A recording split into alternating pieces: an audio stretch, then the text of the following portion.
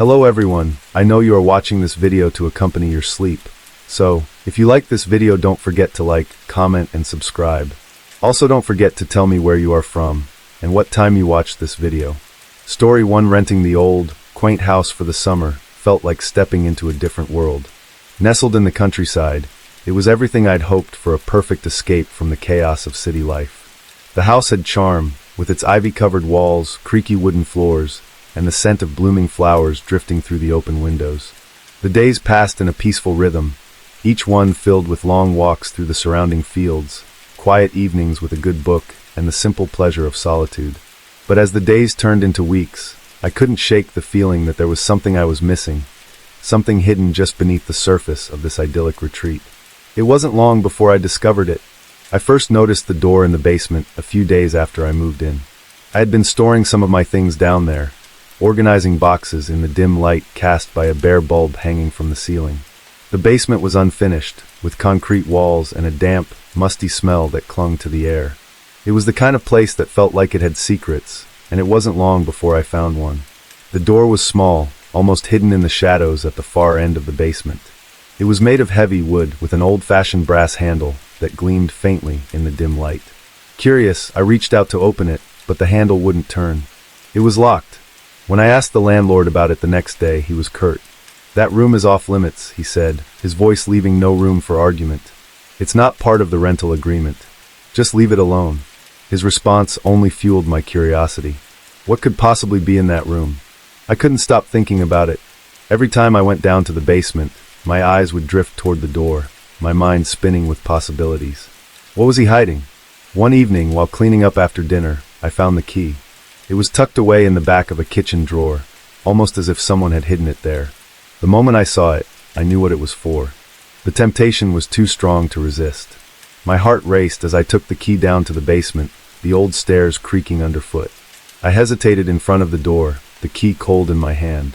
Part of me knew I should leave it alone, respect the landlord's wishes, but my curiosity won out in the end. I slid the key into the lock and turned it. The door opened with a soft click, revealing a room that was unlike anything else in the house. It was pristine, a stark contrast to the rest of the dusty basement. The air was cool and still, as if the room had been sealed off from the world for years. Everything was meticulously arranged, a small table with a chair, shelves lined with old books and trinkets, and a large cabinet against the far wall. But what caught my attention were the photographs. They were everywhere, covering the walls, the shelves, even the floor. Hundreds of them, all in black and white, neatly framed and arranged in rows, and they were all of me. A shiver ran down my spine as I stepped closer, my eyes scanning the images. They were taken from various angles, me walking in the garden, sitting on the porch, reading in the living room. Some were recent, others looked like they had been taken the moment I arrived. The more I looked, the more unsettled I became. Who had taken these? How had I not noticed someone watching me? My breath quickened as I realized that some of the photos were from inside the house. There were pictures of me cooking in the kitchen, lounging in the living room, even sitting at the desk in the study. The angles were strange, almost voyeuristic, as if the photographer had been hiding in the shadows, waiting for the perfect moment to capture me. I couldn't bear it any longer. I backed out of the room, slamming the door shut behind me. My hands were shaking as I locked it and hurried back upstairs, the key heavy in my pocket. I shoved it back into the drawer where I had found it, as if returning it to its hiding place could somehow erase what I had seen. That night I barely slept. Every creak of the house, every rustle of the wind outside set my nerves on edge. I kept expecting to hear footsteps in the hallway, the sound of someone sneaking through the house. But the night passed in silence, the house as still as ever. The next morning I tried to convince myself that it had all been a mistake, a misunderstanding. Perhaps the photos had been left by a previous tenant, someone who had an unusual hobby. Maybe the landlord didn't even know about them. But deep down I knew that wasn't true. When I finally worked up the courage to return to the basement, the door to the locked room was just as I had left it. I stood there for a long moment, my hand on the key, debating whether or not to go back inside. Part of me wanted to leave it alone, to pretend I had never found it, but I had to know. I opened the door, and my breath caught in my throat. The room was exactly the same except for one horrifying detail. The photographs had been replaced. The new ones were in color, the images sharp and clear. And there were all of me asleep in my bed. My heart pounded in my chest as I looked at the photos, each one taken from a different angle, as if someone had been standing right next to me while I slept. The sheets were the same, the position of my body identical to how I remembered lying the night before. The realization hit me like a cold wave. Someone had been in my room while I slept. I stumbled back, nearly tripping over the threshold as I fled the room.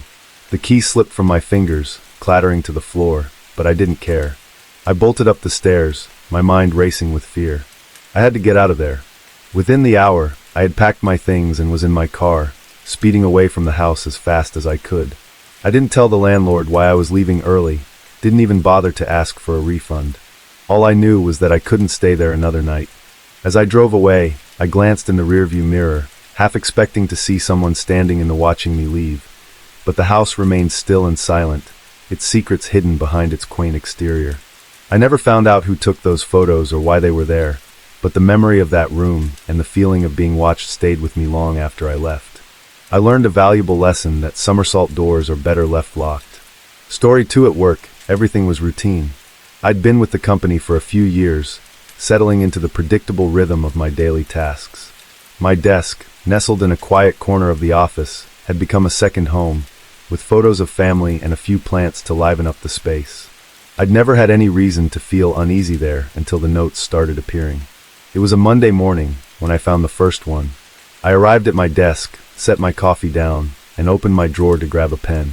Inside was a small folded piece of paper. My name was scrawled on the front in neat handwriting. At first I thought it was a harmless joke, maybe a leftover from a team building exercise I'd forgotten about. But as I unfolded the note, a chill ran down my spine. The message inside was brief but unsettling. I know what you did last summer. My mind raced. What could this mean? I hadn't done anything out of the ordinary the previous summer, no secrets, no scandals, just a normal vacation with friends. I laughed it off, chalking it up to a prank by a coworker with a strange sense of humor. I crumpled up the note and tossed it in the trash, determined to forget about it. But the notes kept coming. Every few days I'd find a new one waiting for me. They appeared in my desk drawer, slipped between papers, or even tucked under my keyboard. Each note was more personal, containing details that no one else should know. My childhood fears, my anxieties, even things I had never spoken aloud to anyone. The handwriting was always the same, perfectly neat, with a slight slant that was unfamiliar to me. The messages, however, were anything but neat. They hinted at my insecurities, my deepest fears, and always ended with a vague but unsettling statement, like I'm closer than you think or you can't hide from me. By the third note, I started to grow paranoid. I began looking around the office, trying to catch a glimpse of someone watching me or sneaking away from my desk, but nothing seemed out of the ordinary. Everyone went about their business as usual, oblivious to the turmoil churning inside me. I confided in a close friend at work, Sarah, hoping she might have some insight. She listened intently, her brow furrowed in concern. "Are you sure it's not just someone playing a prank on you?" she asked, trying to reassure me. But the look in her eyes told me she was just as unnerved as I was. "Maybe you should talk to HR," she suggested. So I did. I went to HR, feeling a bit foolish, but needing to do something to regain control over the situation. The HR manager, a stern woman named Mrs. Dempsey, listened to my concerns with a stony expression. She assured me that they would look into it and ask if I had any idea who might be responsible. But I didn't.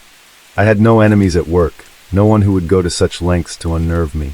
Days passed after my meeting with HR, and I heard nothing. No updates, no explanations. I began to feel like I was losing my grip on reality.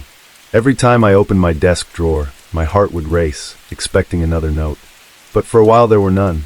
Just as I started to convince myself that it was over, that maybe HR had quietly dealt with the issue, the notes returned. This time they were worse. The messages were no longer just cryptic, they were disturbing. One note simply read, "I know you're scared," and another, "You're not safe here." The last straw came one Friday afternoon. It had been a long week, and I was exhausted. As I sat at my desk trying to focus on finishing a report, I opened my drawer to grab a file and found another note. My breath caught in my throat as I read it. "I'm watching you right now." The words sent a jolt of fear through me. I felt a sudden, intense pressure on my chest, like a weight pressing down. My hands trembled as I clutched the note, my mind racing. The room felt suffocating, and the air was thick with tension. I felt it gaze on me, heavy and invasive. My heart pounded in my chest as I slowly turned around, expecting to find someone standing there, staring at me. But the office was empty. The cubicles were deserted, the usual hum of conversations and ringing phones replaced by an eerie silence. It was late in the afternoon, and most of my colleagues had already left for the weekend.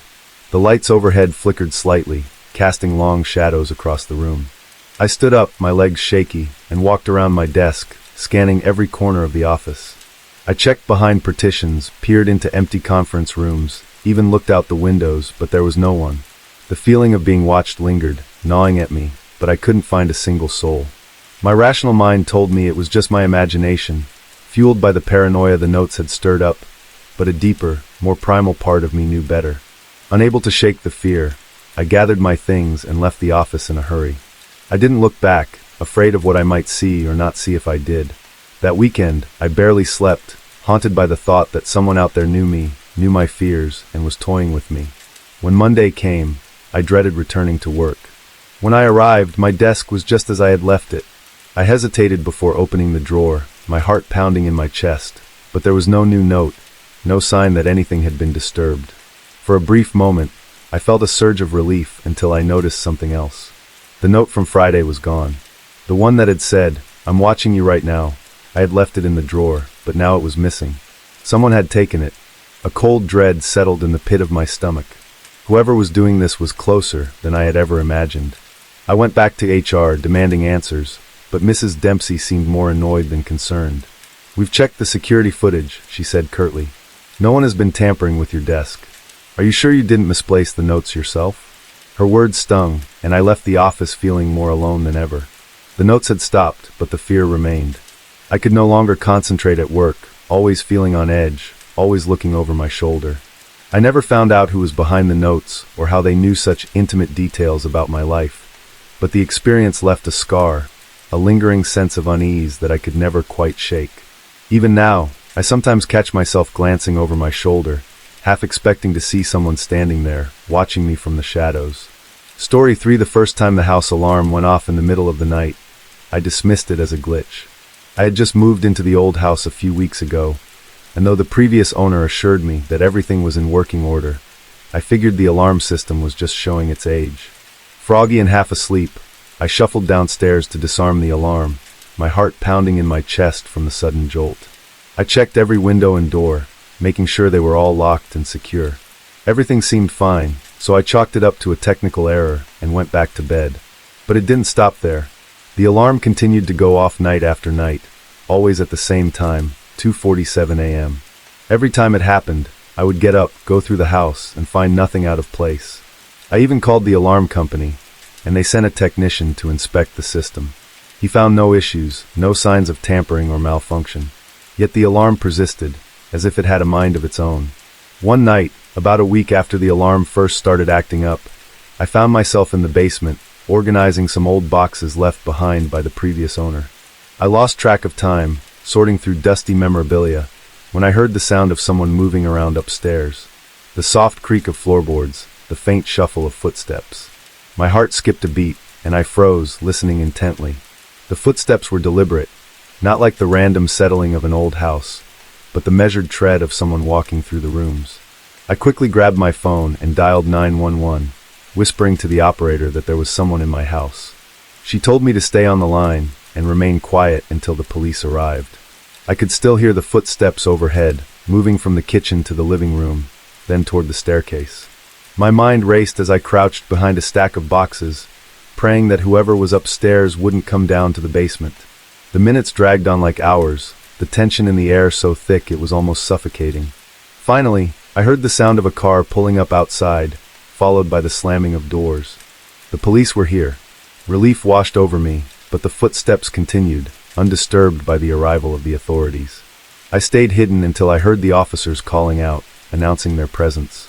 Only then did I emerge from the basement, my hands trembling as I climbed the stairs to meet them. The officers searched the entire house, room by room, but they found nothing. No signs of forced entry, no evidence that anyone had been inside. They checked the windows and doors just as I had, and everything was secure. They even reviewed the security footage from the cameras I had installed around the house, but the footage showed nothing, no one entering or leaving, no shadowy figures creeping through the halls. It was as if the sounds I had heard were all in my head, but I knew they weren't. I had heard those footsteps, felt the presence of someone or something moving through my home. The officers tried to reassure me, suggesting that perhaps it was just the house settling, or maybe an animal outside that I had mistaken for an intruder. But I could see the doubt in their eyes. They thought I was overreacting, that maybe I was just spooked from living alone in an unfamiliar place. After the police left, I tried to shake off the unease, telling myself that maybe they were right, maybe I was just hearing things. But deep down I knew better. There was something wrong with the house, something I couldn't explain. The alarm kept going off, always at 2:47 a.m., and every time it did I felt that same cold dread wash over me. A few nights later I decided to stay up and watch the security footage in real time, determined to catch whatever was triggering the alarm. I sat in front of the monitor, the house dark and silent around me, the only light coming from the screen.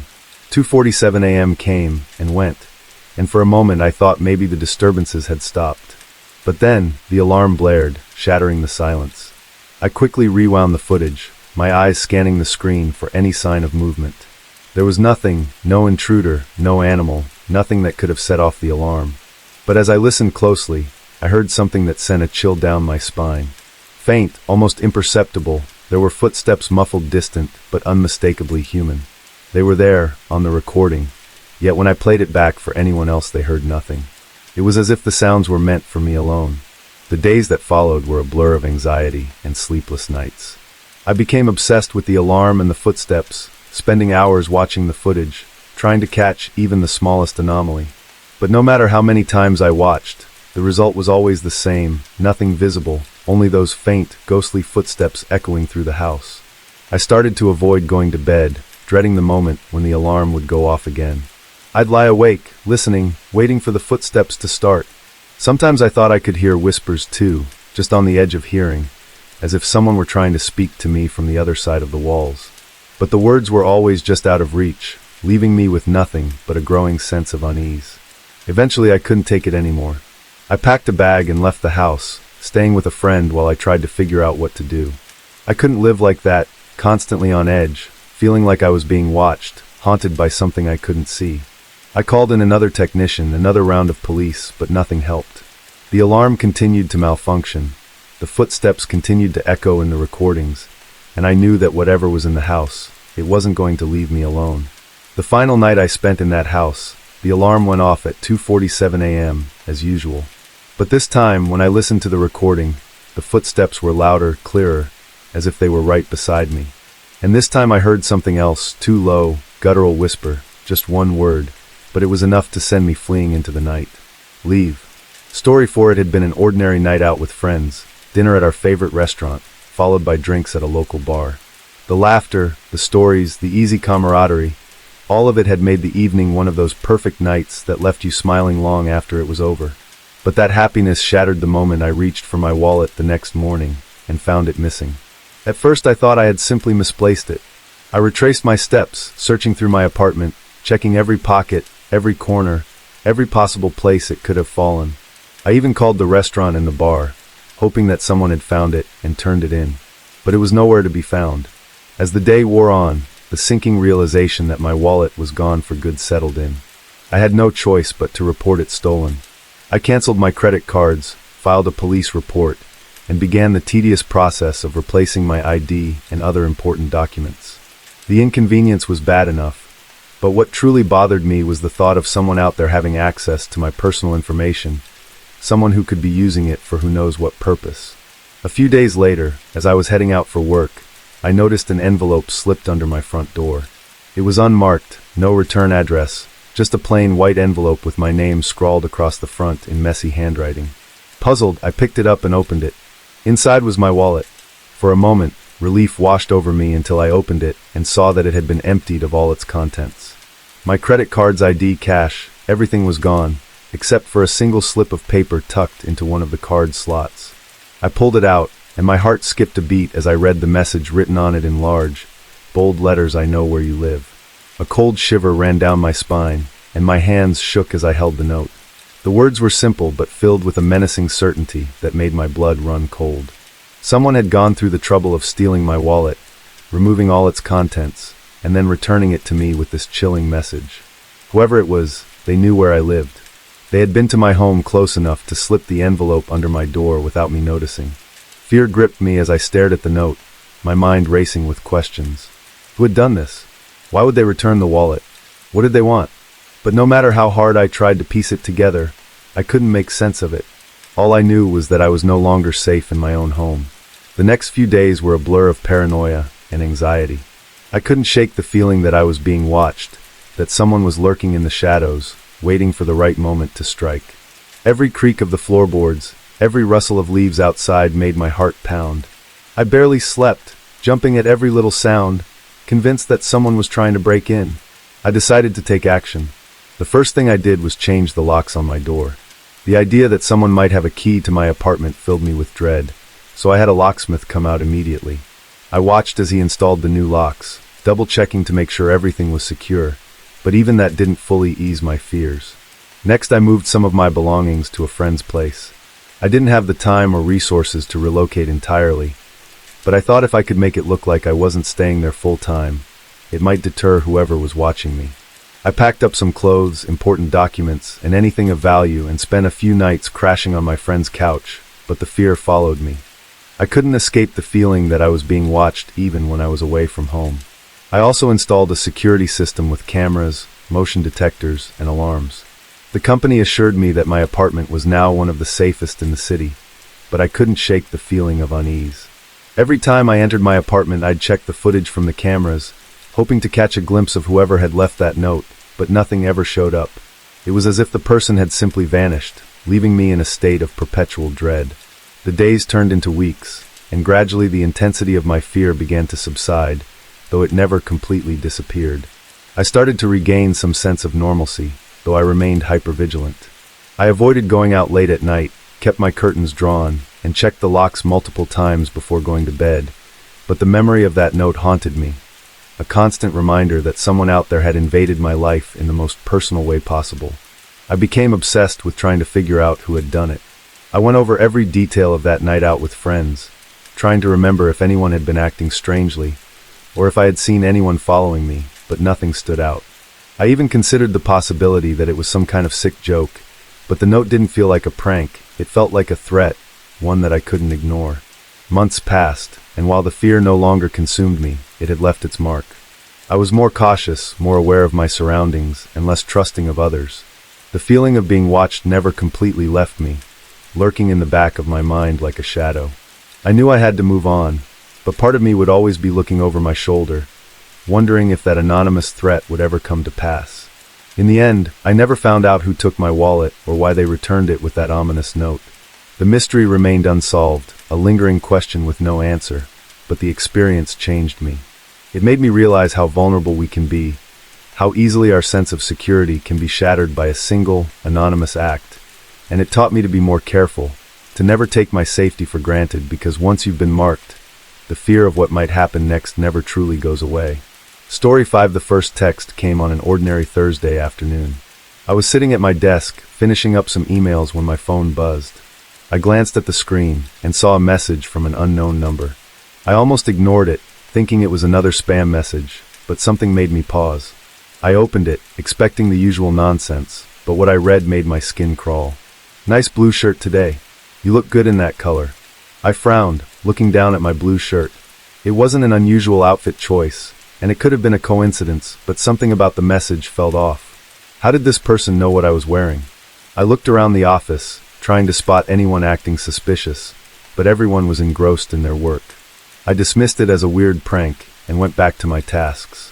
But the messages didn't stop. Over the next few days, more texts came in, each one more unsettling than the last. They detailed my routines, places I'd been, and even conversations I'd had. One morning I received a text that read, "Did you enjoy your coffee at the corner cafe? The barista gave you an extra shot, didn't she?" I had indeed stopped at the cafe that morning, and the barista had given me an extra shot of espresso. My heart raced as I reread the message. How did they know that? I hadn't told anyone. At first, I tried to brush it off as a prank. Maybe a friend was playing a joke on me, or perhaps it was someone in the office who'd seen me at the cafe. But as the days passed, the messages grew more specific, more personal. They started predicting things that would happen to me, minor accidents, small misfortunes that, while not life-threatening, were certainly unsettling. One day, as I was leaving for work, I received a text, "Be careful on your way out. You might trip on the last step." I paused at the door, my hand hovering over the handle. The last step of the staircase had always been a bit tricky, but I'd never tripped on it before. I shook my head, telling myself I was being paranoid. But as I descended the stairs, I hesitated at the last step, and in my hesitation I lost my balance. I stumbled, catching myself on the banister just in time. My heart pounded in my chest as I reached the bottom, the words of the text echoing in my mind. I decided to take action. I tried tracing the number, but every attempt led to a dead end. It was as if the number didn't exist, a ghost in the system. I reported the text to the police, but without any real threat, they couldn't do much. They suggested I change my number, but I hesitated. Part of me wanted to know who was behind this. The idea that someone was watching me, knowing so much about my life, was terrifying, but I also needed answers. The text continued, each one a reminder that someone was out there, observing me.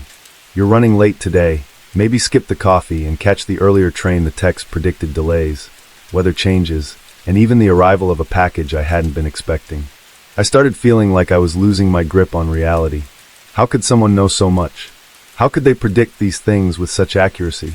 I began to withdraw, avoiding my usual routines, hoping to throw off whoever was watching me.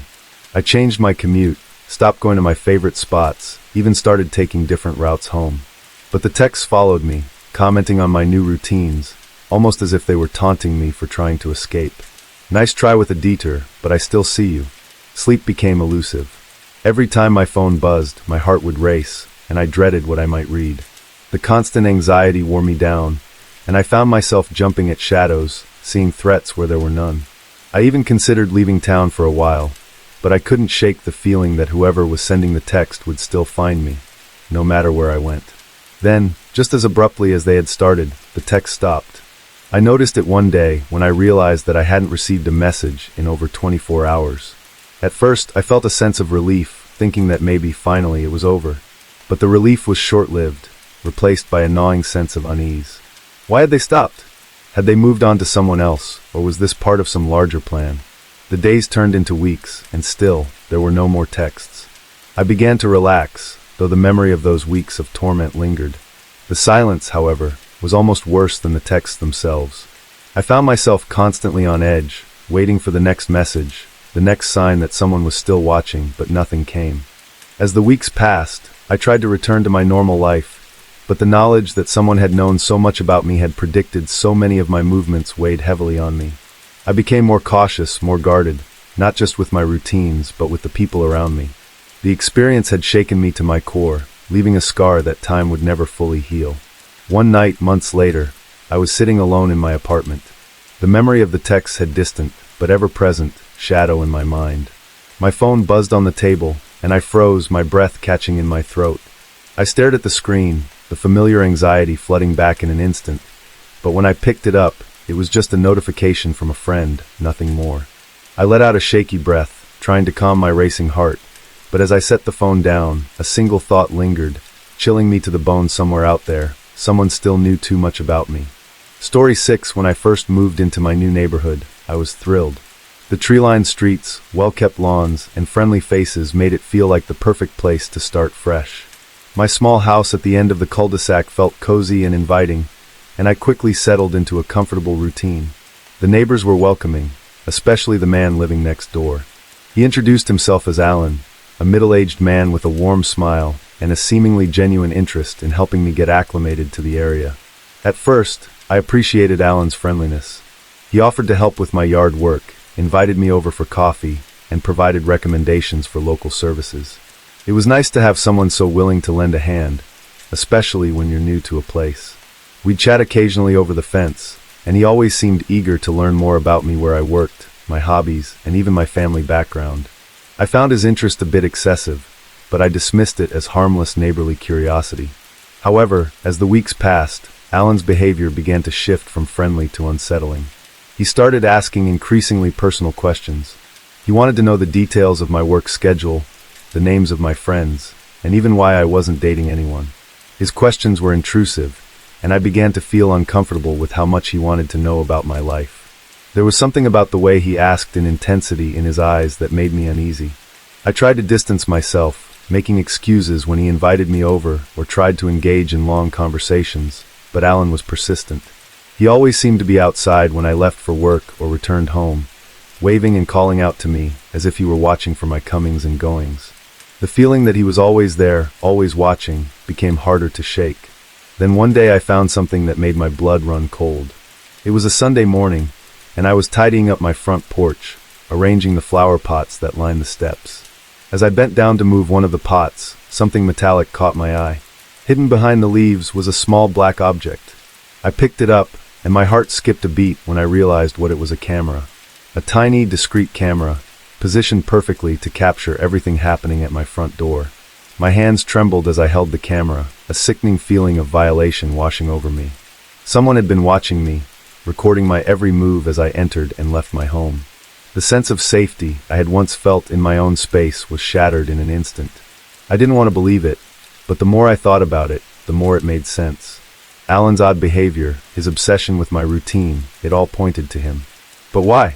What was he hoping to gain by invading my privacy like this? The questions swirled in my mind, each one more disturbing than the last. With a deep breath, I decided I couldn't ignore it. I needed answers. I marched over to Alan's house, camera in hand, and knocked on the door. When he opened it, his expression shifted from surprise to something else, something I couldn't quite place. "I found this," I said, holding up the camera. It was hidden behind a flower pot on my porch. "Care to explain?" For a moment, Alan's face was blank, as if he was processing the situation. Then, he let out a nervous laugh. "Oh, that?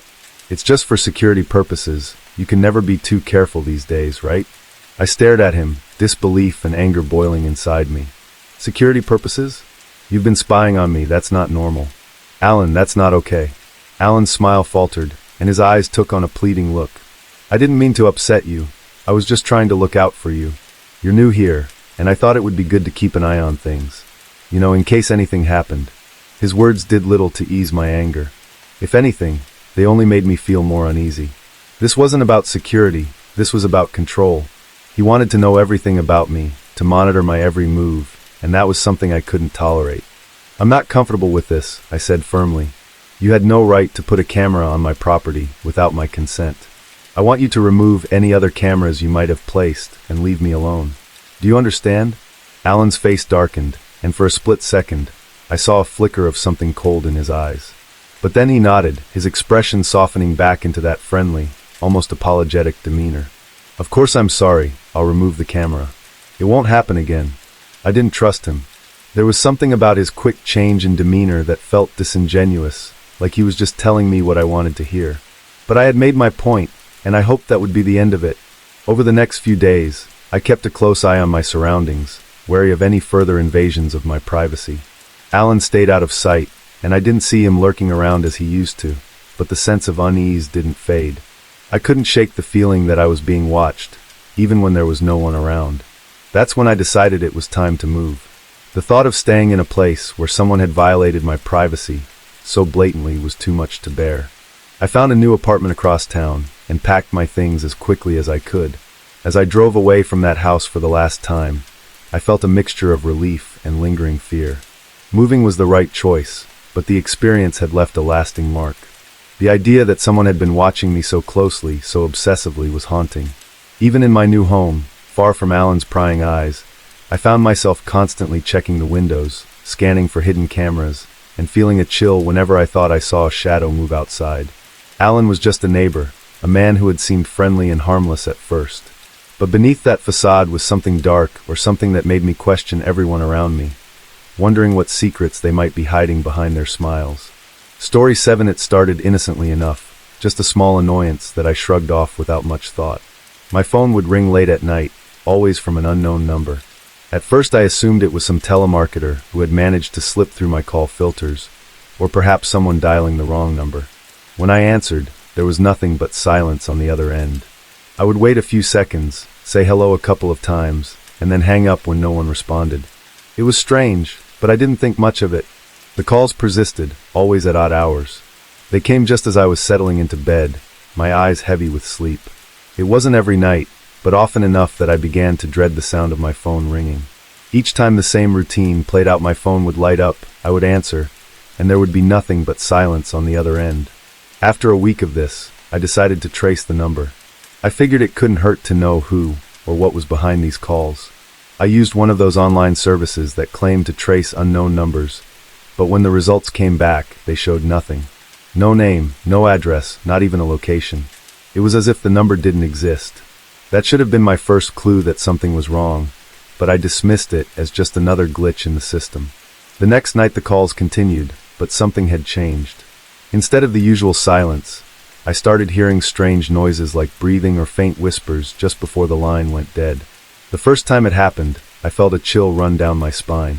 The breathing was slow, deliberate, like someone was listening closely, waiting for something. I pulled the phone away from my ear, staring at the screen as if it would somehow reveal the identity of the caller, but it was just the same unknown number. I couldn't shake the feeling that someone was watching me, even though I was alone in my apartment. I began to check the locks on my doors and windows every night, making sure they were secure. I even started keeping a small lamp on beside my bed, the soft glow comforting me in the evening. A few days later, I told my friend Kate about what was happening. We were sitting in a coffee shop, the bustle of the city around us providing a stark contrast to the eerie silence of those late-night calls. "That's creepy," she said, her eyes wide. "Have you thought about changing your number?" "I have, but something's stopping me," I admitted, stirring my coffee absent-mindedly. "It's like I need to know who's behind these calls. It's getting under my skin." Kate gave me a concerned look. "You should be careful. It might be some kind of prank, but it could also be something more serious." I nodded, but I wasn't sure what to do. I couldn't just ignore the calls, not when they were beginning to feel so personal.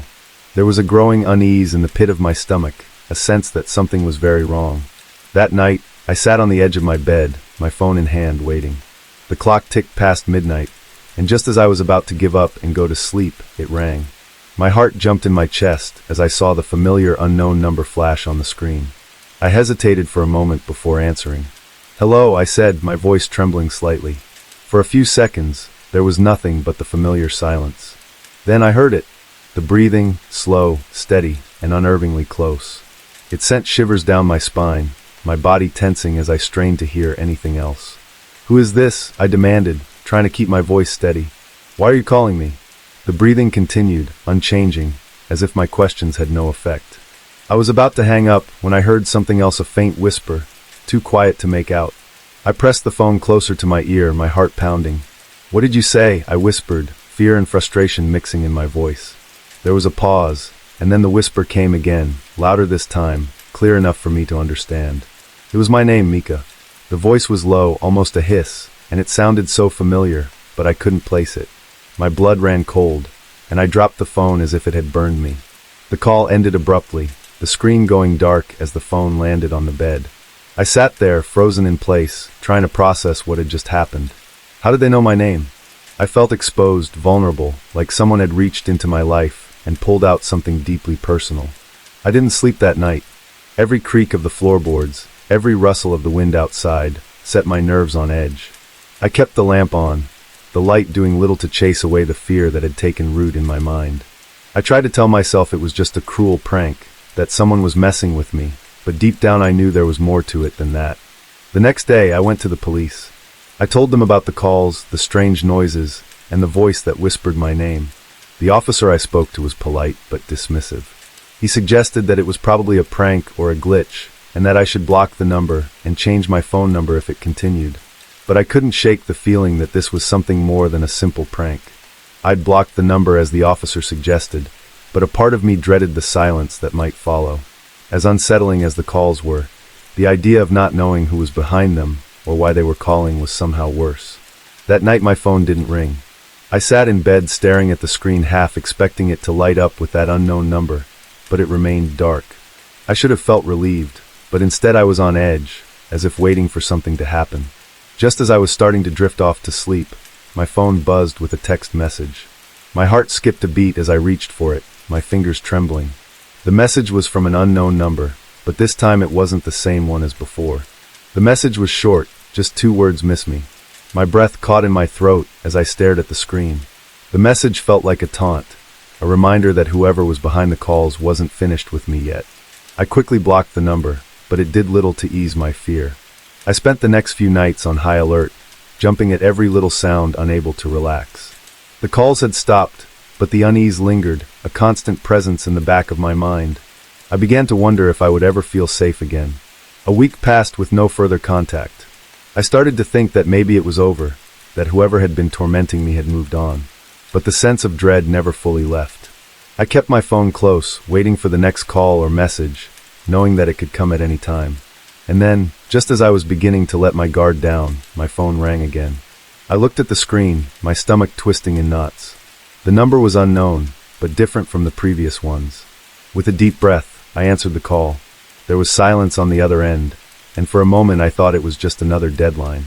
But then I heard my name, whispered in that same familiar voice. Mika. I hung up immediately, my heart racing. Whoever it was, they weren't done with me yet. I knew then that this wasn't just a random prank. Someone was watching me, someone who knew my name, my habits, my life. And they weren't going to stop. The calls continued, each one more terrifying than the last. I stopped answering, but they kept coming, relentless and unnerving. The whispers became more frequent, the breathing more labored, as if whoever was on the other end was getting closer and closer.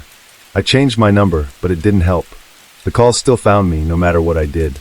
I couldn't escape the feeling that I was being hunted, that someone was out there, watching and waiting. I don't know who they are or what they want, but I know one thing for sure, they're not going to stop. Not until they get what they're after. And that's the most terrifying part of all. Story 8. It started on a rainy Tuesday afternoon. I had just gotten home from work, soaked from the downpour, when I noticed a package sitting on my doorstep. There was no return address, no tracking information, just my name scrawled in a hurried, almost illegible script. Puzzled, I brought it inside and placed it on the kitchen table. The cardboard was damp from the rain, and I hesitated for a moment before deciding to open it. Inside, nestled among crumpled newspaper, was a doll. It was unlike any doll I had seen before. Its eyes were wide and unblinking, with a fixed, eerie smile that sent a shiver down my spine. The clothes it wore were old-fashioned, a frilly dress that seemed out of place in time. The entire thing gave off an unsettling vibe, but what caught my attention most was the note that accompanied it. "I've been waiting for you." Those 5 words, written in the same hurried script as my name on the box, made my stomach churn. The message was simple but deeply unnerving. I hadn't ordered any doll, and I had no idea who would send such a thing to me, let alone with such a cryptic note. The whole situation felt wrong. I tried to shake off the unease and convince myself it was some kind of prank, but the doll's glassy eyes seemed to follow me as I moved around the apartment. Unable to bear its presence any longer, I decided to throw it away.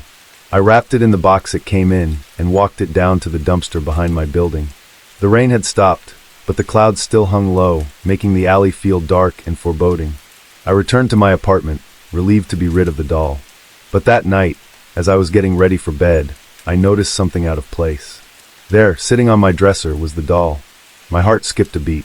I was certain I had thrown it away.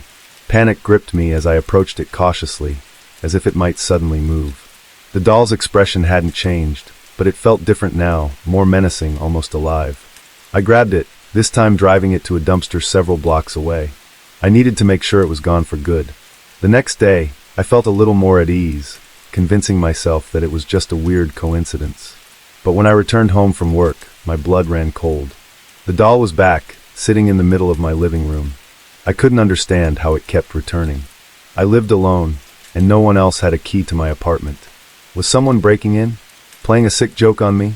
My thoughts spiraled as fear and paranoia took hold. That night, I couldn't sleep. Every creak, every shadow seemed like a threat. The doll sat in the corner of the room, its unblinking eyes fixed on me. The following morning, I received an email from an address I didn't recognize. The subject line read, "Keep the doll or face the consequences." My hands trembled as I opened it, and the message inside was no less unsettling. "You've been chosen. Keep the doll, and you'll be safe. Get rid of it again, and you'll regret it." The email was untraceable, no sender information, no IP address, nothing. I felt trapped. Whoever was behind this knew where I lived, how to contact me, and possibly even my daily routine. The thought of someone watching me, knowing every move I'd made, sent me into a full-blown panic. I tried to ignore the email, but the warning lingered in the back of my mind, making it impossible to think clearly. Over the next few days, more emails followed, each one more threatening than the last. "You can't escape one read." Another said, "The doll belongs to you now." Don't defy it, while the messages were relentless, eroding my sense of safety and sanity. I tried blocking the address, but the emails kept coming, always from a different untraceable source. Desperate, I contacted the authorities. I showed them the doll, the emails, and explained everything that had been happening. The officers listened, but I could see the skepticism in their eyes. They filed a report, but without any concrete evidence or a suspect, there was little they could do. They assured me they would patrol the area more frequently, but it did little to ease my growing paranoia. The feeling of being stalked, of someone or something watching me, became overwhelming. I started noticing odd things around my apartment, objects slightly out of place. Doors that I swore I had locked left ajar, and the doll, always the doll, never where I had last left it. It seemed to appear in different rooms, as if it moved on its own. Sleep became a distant memory. I was constantly on edge, jumping at every sound, every unexpected movement. The doll's presence was oppressive, its eyes following me no matter where I went. The emails had stopped, but their message was clear: the doll was mine, and there was nothing I could do about it. One night, after another fruitless attempt to sleep, I awoke to the sound of soft whispering. The room was dark, but the whispers were unmistakable, growing louder and more insistent. I sat up in bed, heart pounding, and there it was, the doll, sitting on my bedside table, closer than it had ever been before. The whispers stopped the moment I looked at it. In the silence that followed, I realized that I couldn't live like this anymore. Whether it was a curse, a prank, or my own mind playing tricks on me, I had to get rid of the doll for good. I couldn't let it control my life any longer. The next morning, I packed a bag and left my apartment, driving out of town to a remote area. I brought the doll with me, making sure it was securely wrapped and hidden in the trunk. I found an old abandoned quarry, far from any roads or homes, and buried the doll deep within the earth, covering it with heavy rocks and debris. I hoped that by leaving it in such an isolated place, I could finally break free of whatever hold it had over me. I returned home feeling a mix of relief and fear. The doll was gone, but the memories lingered. For weeks, I couldn't shake the sensation that I was being watched, that at any moment, I might find the doll waiting for me again. But as time passed, the feelings slowly began to fade. Eventually, I moved to a new apartment, hoping to leave the whole experience behind. But every now and then, I still catch myself glancing over my shoulder, expecting to see those unblinking eyes staring back at me. Story 9. It all started with a lock on my apartment's front door. For months, it had been working fine, a simple twist of the key securing my home. But then, almost imperceptibly at first, it began to malfunction. I had come home to find the door ajar, despite my clear memory of locking it before I left. At first, I thought it might just be a fluke, perhaps a misalignment or a minor glitch. However, as days passed, the problem became more pronounced. The door would randomly unlock itself, leaving me with an unsettling feeling each time I walked into my apartment. Determined to solve the issue, I decided to replace the lock. I purchased a new, high-quality deadbolt from a reputable store, convinced that this would put an end to my troubles. Installing the new lock was straightforward, and I felt a sense of accomplishment once it was in place. The lock clicked smoothly and securely, and I was confident that my apartment was once again safe. But as the days went by, the problem persisted. The new lock seemed to work fine at first, but soon enough, I began noticing the same issue. The door would be open when I returned home, despite my best efforts to ensure it was properly secured. I tried to reassure myself that it was just a coincidence, or perhaps my own paranoia, but the nagging feeling that something was wrong grew stronger. One night, as I slept soundly, I was jolted awake by a strange noise. My mind raced, trying to place this sound that had disturbed my sleep. It was a low, repetitive creaking like a door moving on its hinges. My heart began to pound as I sat up in bed, listening intently. The sound was faint, but unmistakable. I got up cautiously and walked toward the living room. When I reached the hallway, my breath caught in my throat. The front door was wide open, the darkness of the corridor outside starkly contrasting with the dim light of my apartment. I could hardly believe what I was seeing.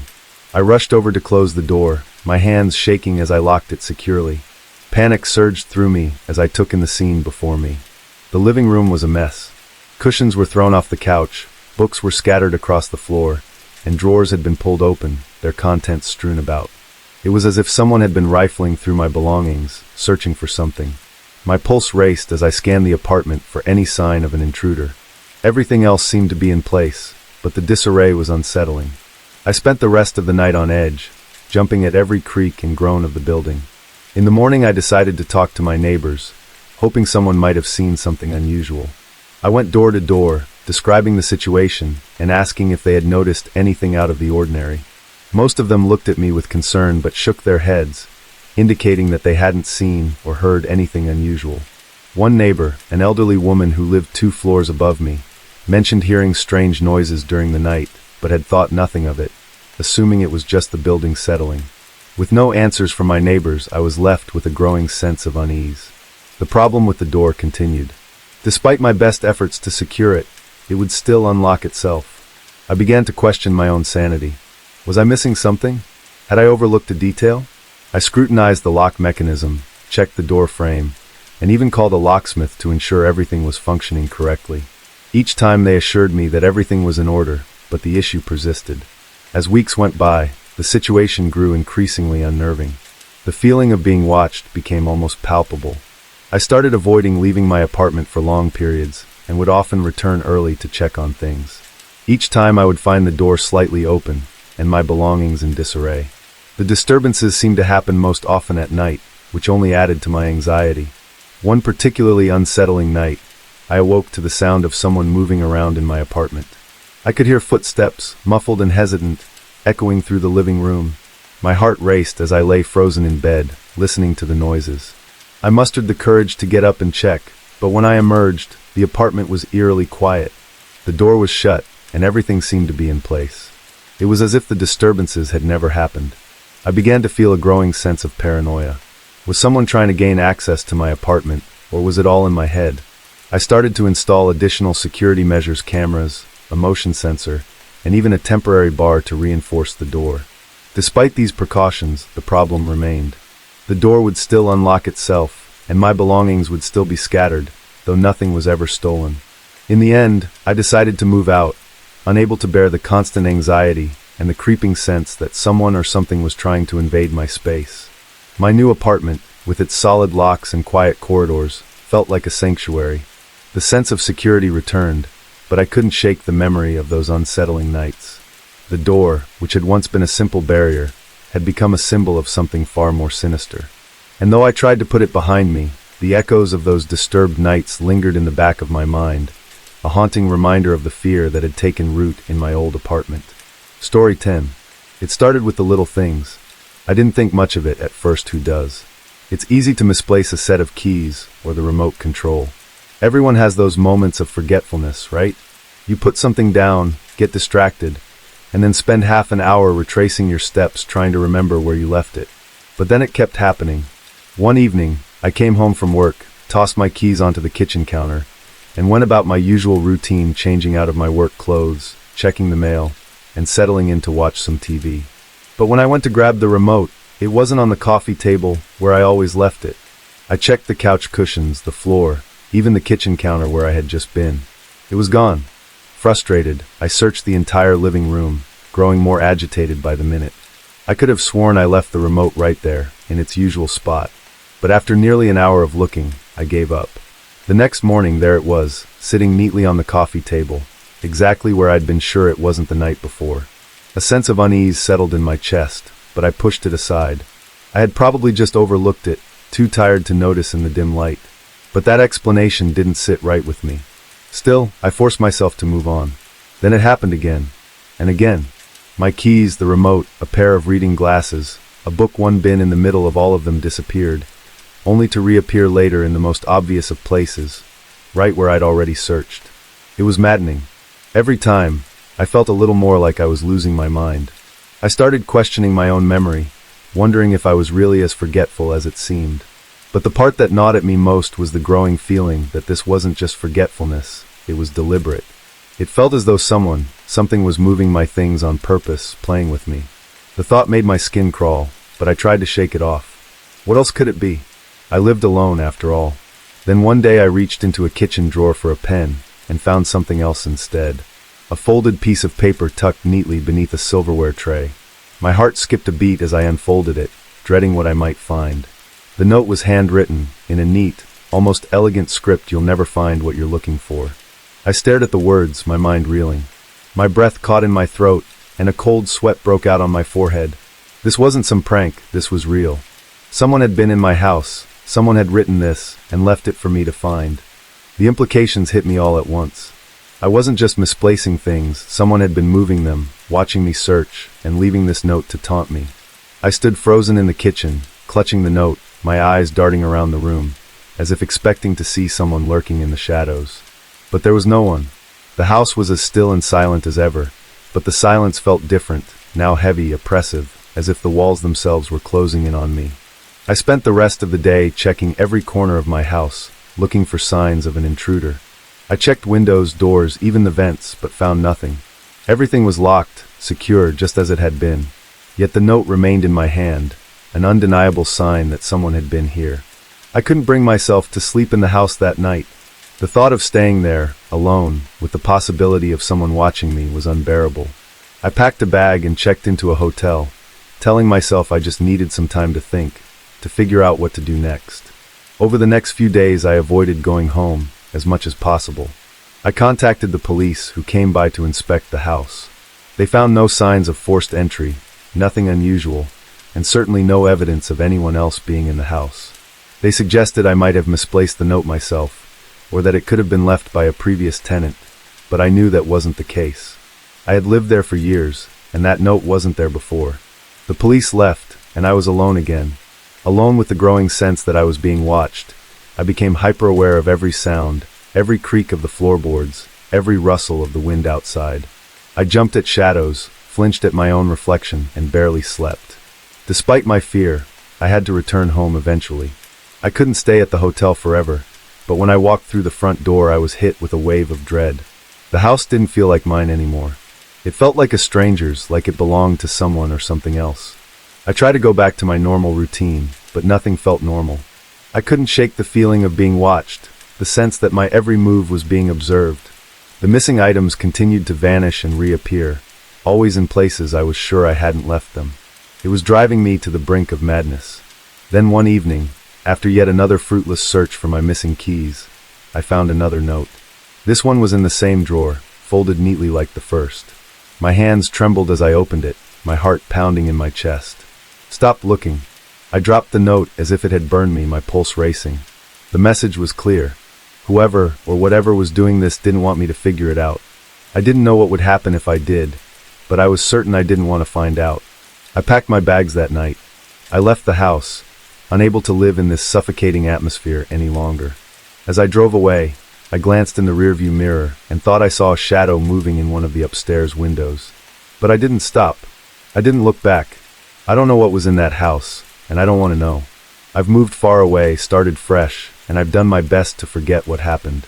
But sometimes late at night, when the house is quiet, I still feel like I'm being watched, and I can't help but wonder if whatever was in that house followed me, waiting for the right moment to strike again. Story 11. The crisp morning air invigorated me as I set out on my usual jogging route, the rhythmic pounding of my feet on the pavement a comforting routine. It was a beautiful morning, the kind that promised a day full of possibility. The neighborhood was just beginning to stir, with a few early risers tending to their gardens or walking their dogs. I was lost in the simplicity of the moment when I first noticed him. He was a man in a hooded jacket, standing at the edge of the park. At first, I dismissed him as just another passerby, but there was something unsettling about the way he stood there, unmoving and silent. His hood was pulled low over his face, casting his features in shadow. I couldn't shake the feeling that he was watching me, but when I glanced back, he simply remained still, his gaze hidden. The next day, the same man appeared again, this time standing near the corner of my usual route.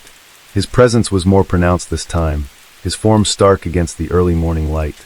He was in the same hooded jacket, and though I couldn't see his face, I could feel his eyes on me.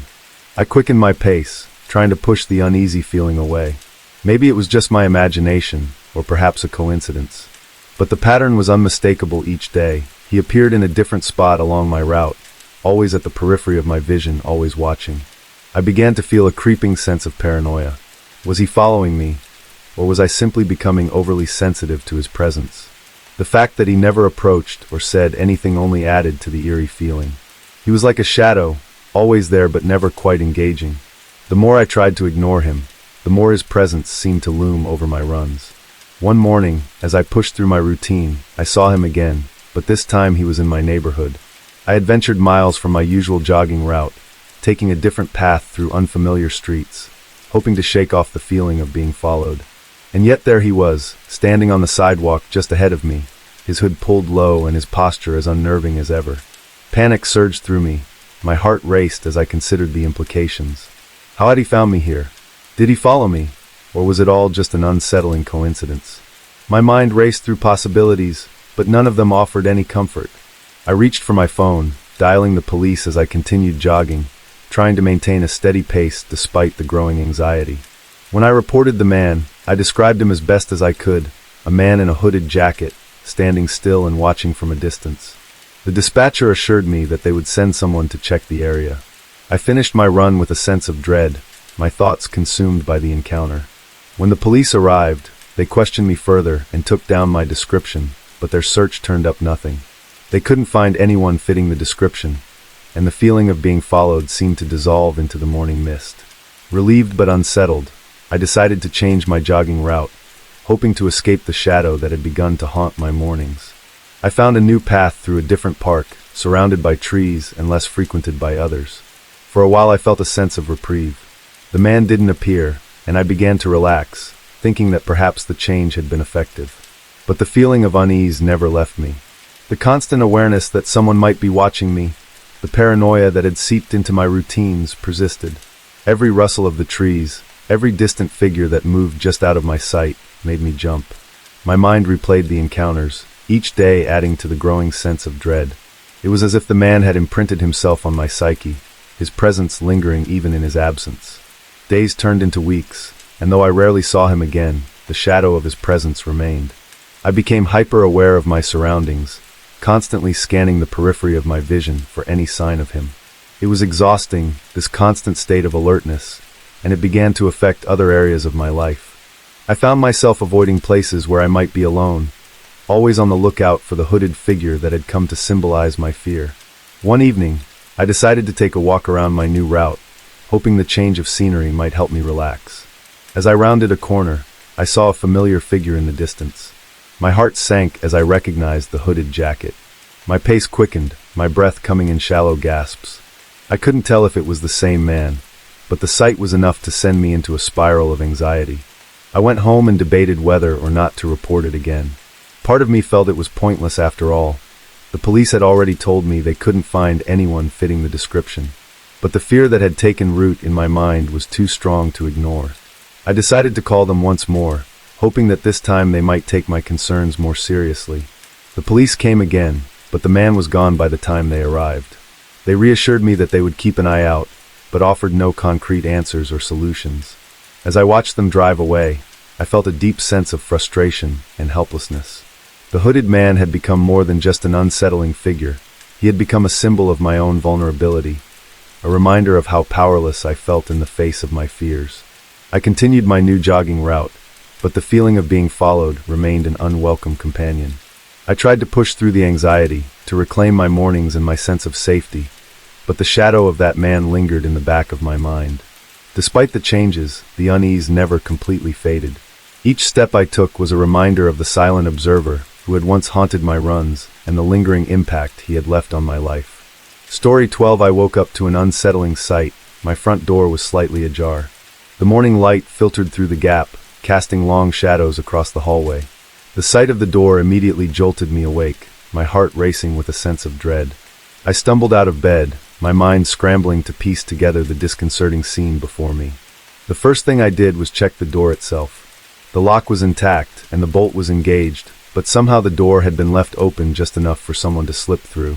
I scanned the hallway, looking for any signs of forced entry or anything out of place. That's when I noticed the muddy footprints leading from the door into my living room. I followed the trail, each step of the muddy prints seeming to get larger and more chaotic. They led me into the living room, where the footprints seemed to scatter as if the person had been pacing around. My breath quickened as I looked around, trying to make sense of the disturbance. Everything seemed normal, Though furniture was undisturbed, nothing was missing. I checked every room, peeking into closets and under beds, but there was no sign of an intruder. It was as if whoever had come in had vanished into thin air. I was about to call the police when my phone buzzed with a voicemail notification. My heart sank when I saw that the voicemail was from my own number. I hesitated for a moment, trying to fathom how this could be possible. With trembling fingers, I tapped the play button. The message began with static, but then it was clear the recording was of me sleeping. I could hear the rhythmic sound of my breathing, the occasional rustle of the bedsheets, and even the faint, almost imperceptible sounds of my muffled snores. The realization hit me like a physical blow. Someone had been in my home recording me while I slept. I felt a wave of nausea wash over me as the full implications of the voicemail settled in. How had they managed to get my number? How had they made the recording? I tried calling my voicemail again, but the message had disappeared. Panic set in. I called the police and reported the break-in, trying to convey my growing sense of fear and confusion. They sent an officer to take a report and dust it for fingerprints, but they found nothing useful. No clues, no leads. The officer assured me that the best thing to do was to upgrade my home security and keep an eye out for anything suspicious. It was a helpful suggestion, but it did little to ease the turmoil inside me. That day, I couldn't shake the feeling of being watched. Every creak of the house, every gust of wind seemed amplified. I was on edge, unable to focus on anything. My normally comforting home had become a place of paranoia. I installed extra locks and a security camera, hoping that these measures would restore some sense of safety. The following night was restless. I kept checking the locks, jumping at every sound. I reviewed the security camera footage obsessively, looking for any signs of intrusion. The footage showed nothing unusual, no one entering or leaving, no shadows flitting past the camera. It was as if the person who had been in my home had vanished into thin air. The days turned into weeks, and the intrusion seemed to fade into a distant nightmare, but the fear never fully left. I continued to live in a state of heightened alert, always checking and rechecking my locks, constantly scanning for signs of someone lurking in the shadows. Then, one evening as I was sorting through some old papers, I found something that made my blood run cold. Buried beneath a stack of old documents was a small, folded note. My hands trembled as I unfolded it. The message was short, scrawled in a familiar handwriting: "I know where you live. I'm always watching." The note sent me into a spiral of anxiety. The same handwriting from the previous note's neat, unsettling. The realization that someone had been watching me for longer than I had known was horrifying. I immediately contacted the police again, but they could offer no new solutions. The note was too vague, too insubstantial to provide any concrete leads. My paranoia reached new heights. I became obsessed with my security system, checking it every few hours. I installed motion detectors and additional cameras, turning my home into a fortress of surveillance. I even began to suspect my neighbors, wondering if any of them might be involved, or if someone had hired a contractor to help with their plans. One night I was sitting in my living room, the lights dimmed, trying to relax with a book. The silence of the house was oppressive. As I turned a page, a noise came from the hallway, a faint rustling sound, like something being dragged across the floor. I froze, listening intently. The noise stopped abruptly, and for a moment there was only silence. I held my breath and slowly stood up, creeping toward the hallway. The darkness seemed to press in on me, and the silence was almost deafening. I turned on the hallway light and found nothing out of place, no signs of disturbance, no new footprints, no additional notes. I scanned every inch of the hallway, my flashlight darting back and forth, but there was no sign of anyone. Exhausted and on edge, I returned to the living room, trying to calm my racing heart. The intrusion had left me scarred, unable to fully trust even the safety of my own home. The memory of that voicemail haunted me, a constant reminder of my vulnerability. I began to question whether I would ever feel secure again, whether my home would ever return to the sanctuary it once was. In the end, the true identity of the intruder remained a mystery, leaving me with a pervasive sense of unease. My home was now fortified and monitored, but the knowledge that someone had invaded my space, had watched me while I slept, lingered in the back of my mind. The trust one once had in the safety of my own environment was forever shattered. Story 13. It started subtly at first, a faint whisper just barely perceptible in the quiet of my apartment. At night when the city was asleep and the hum of traffic had faded to a distant murmur, I began hearing it, a voice calling my name from the other side of the wall. I'd lie in bed, straining my ears, trying to decipher the words, but they always seemed just out of reach, like a half-remembered dream slipping through my fingers. I'd sit up, my heart racing, and press my ear against the wall, hoping to catch a clearer sound. Sometimes it was so soft that I questioned if it was my imagination.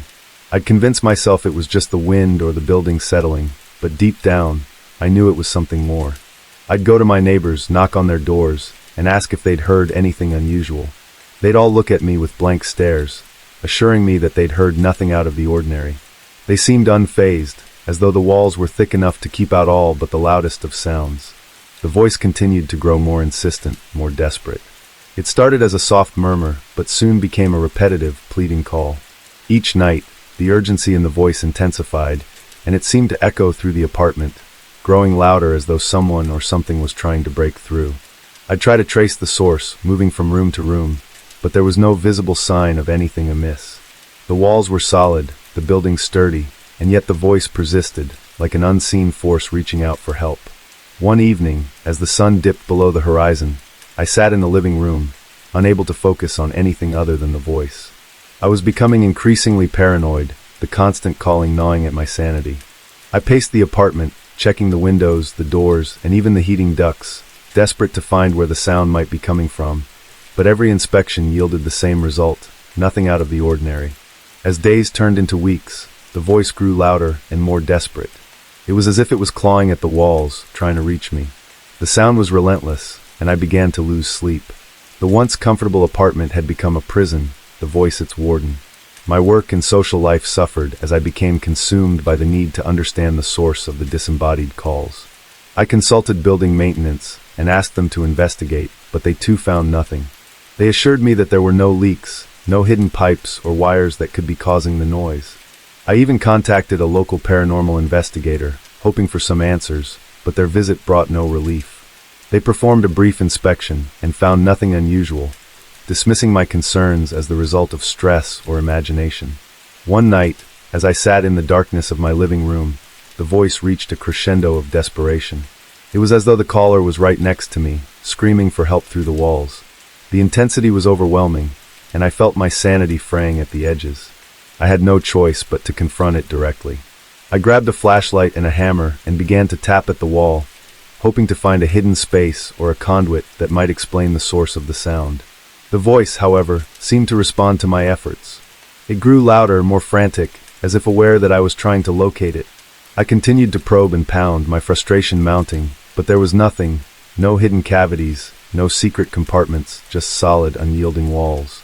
Then, just as suddenly as it had started, the voice ceased. The apartment fell into a heavy silence, the kind that presses down on you and makes every small noise your own breathing. The rustle of your clothes seemed amplified.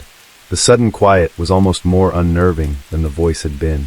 It was as if the presence that had been calling my name had abruptly vanished, leaving an emptiness that filled the space where the sound had once been.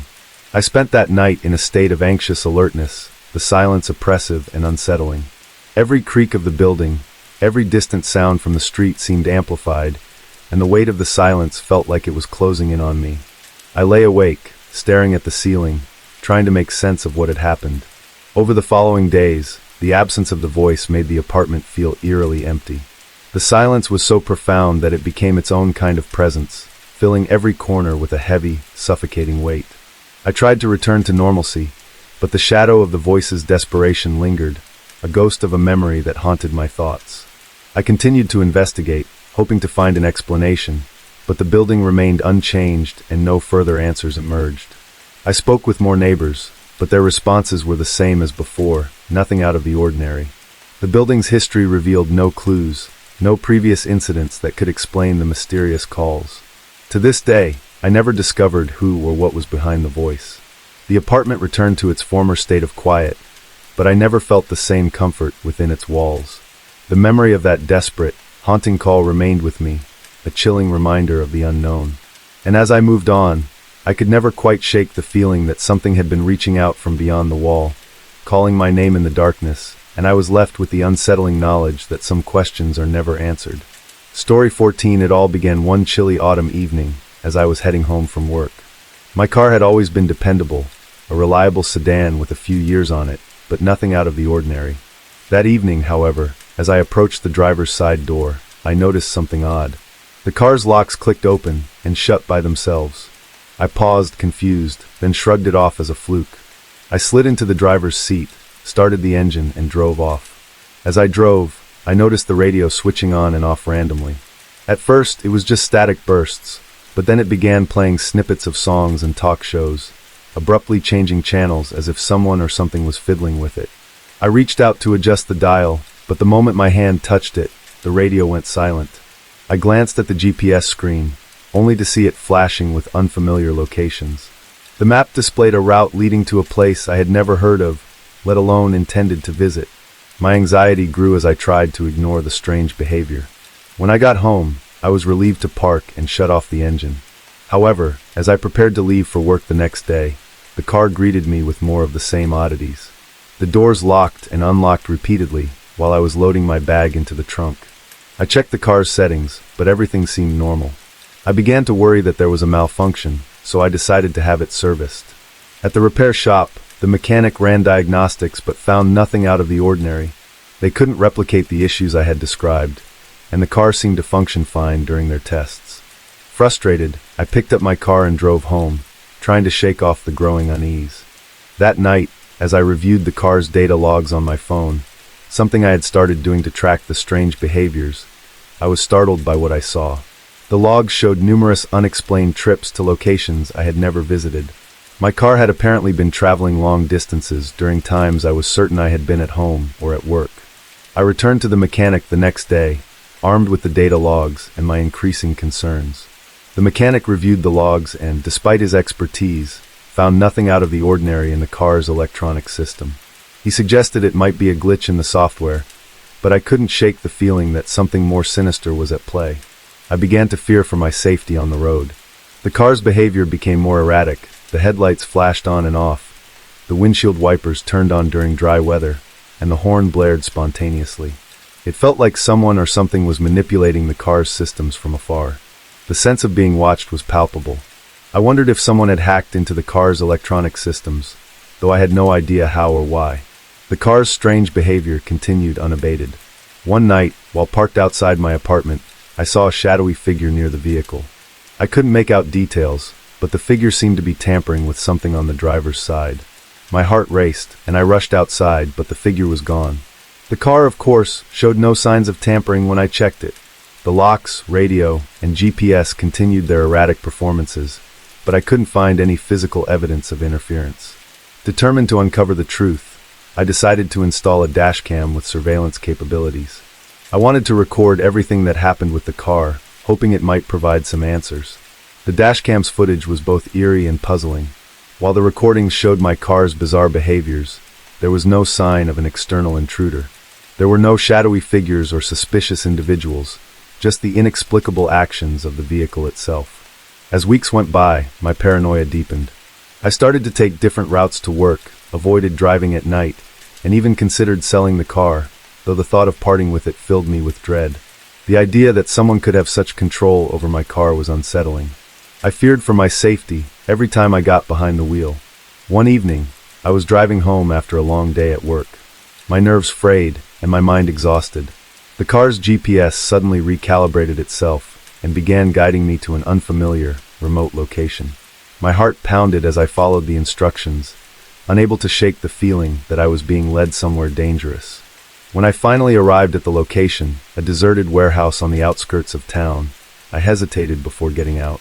The place was eerily silent, its dark, foreboding structure illuminated only by the dim glow of streetlights. I approached the building cautiously, my senses on high alert.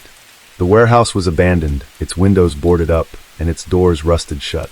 Just as I was about to turn back, I heard a faint noise behind me, a sound like a door creaking open. I spun around, but there was nothing there. I quickly got back into my car and drove away, my mind racing with thoughts of who or what might have led me to that place. The experience left me shaken, but it also drove me to take drastic measures. I sought help from a cybersecurity expert who specialized in automotive technology. He conducted a thorough investigation and found that my car had been compromised by a sophisticated hacking device, one that allowed an external party to manipulate the vehicle's systems.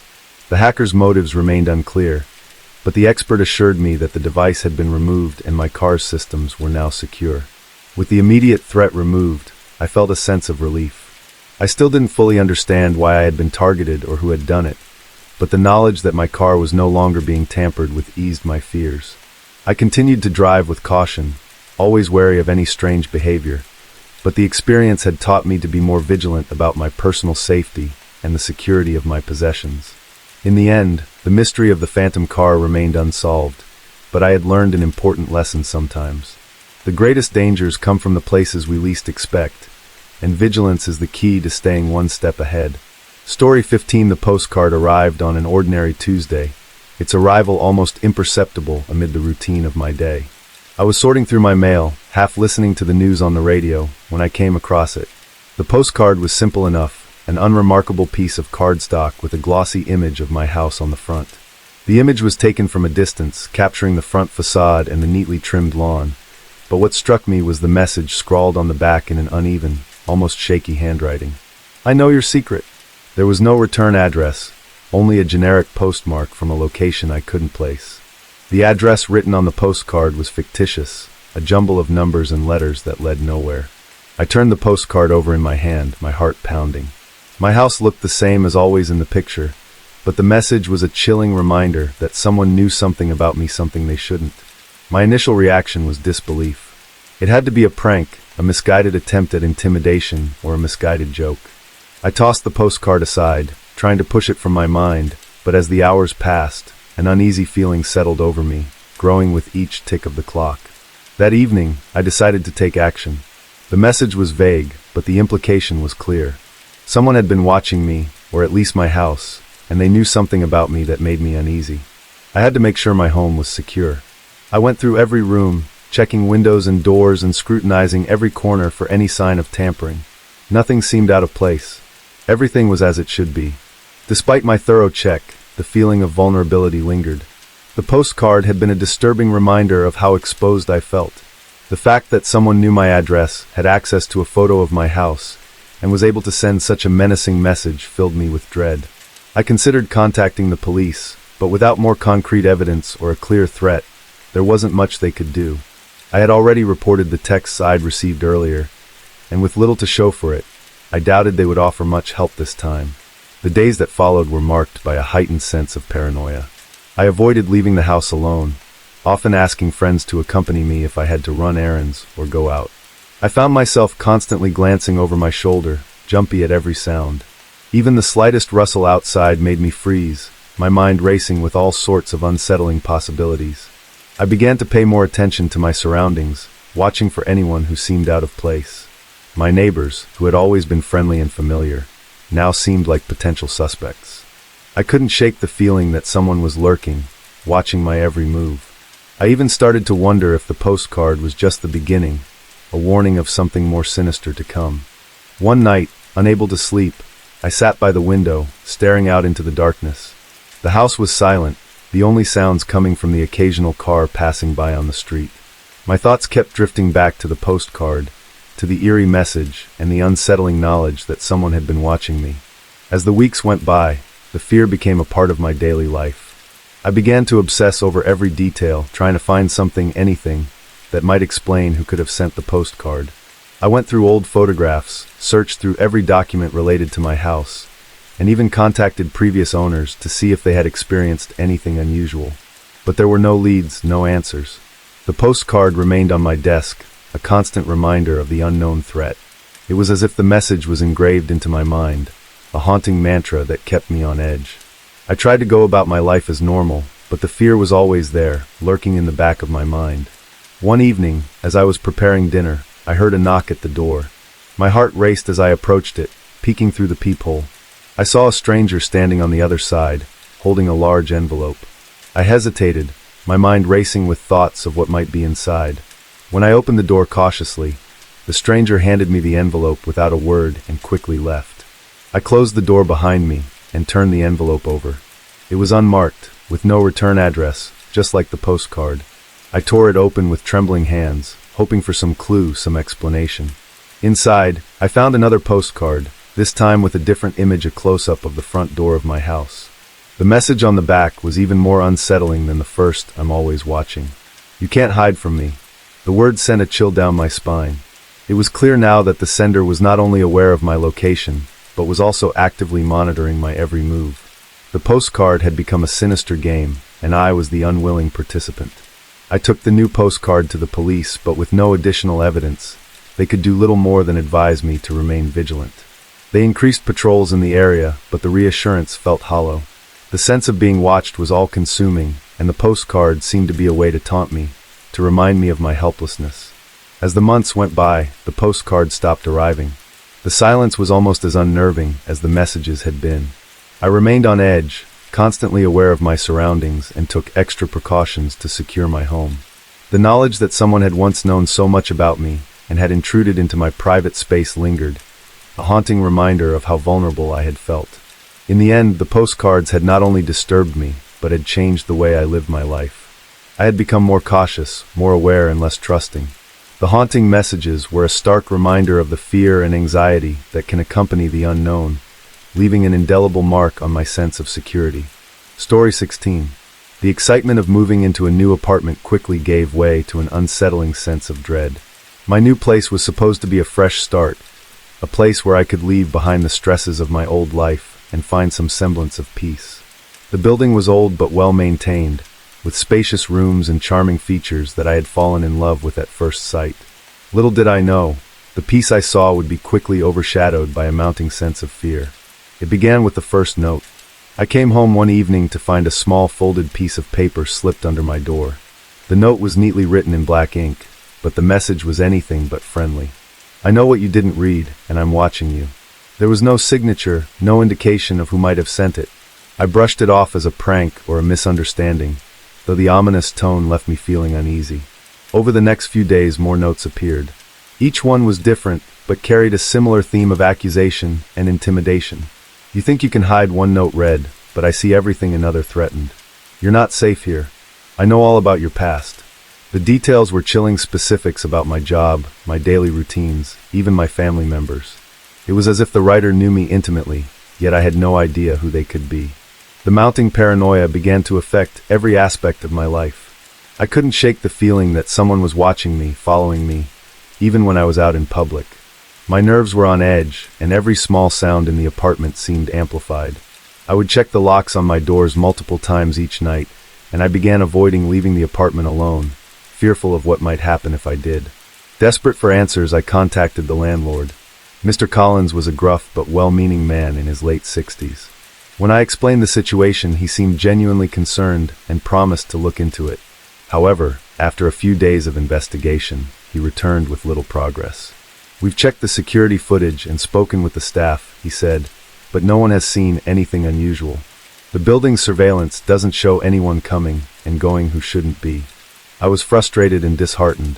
It felt as though I was fighting an invisible enemy, one who knew every detail of my life but left no trace of their presence. With no leads and no way to identify the source of the notes, I decided I needed to take matters into my own hands.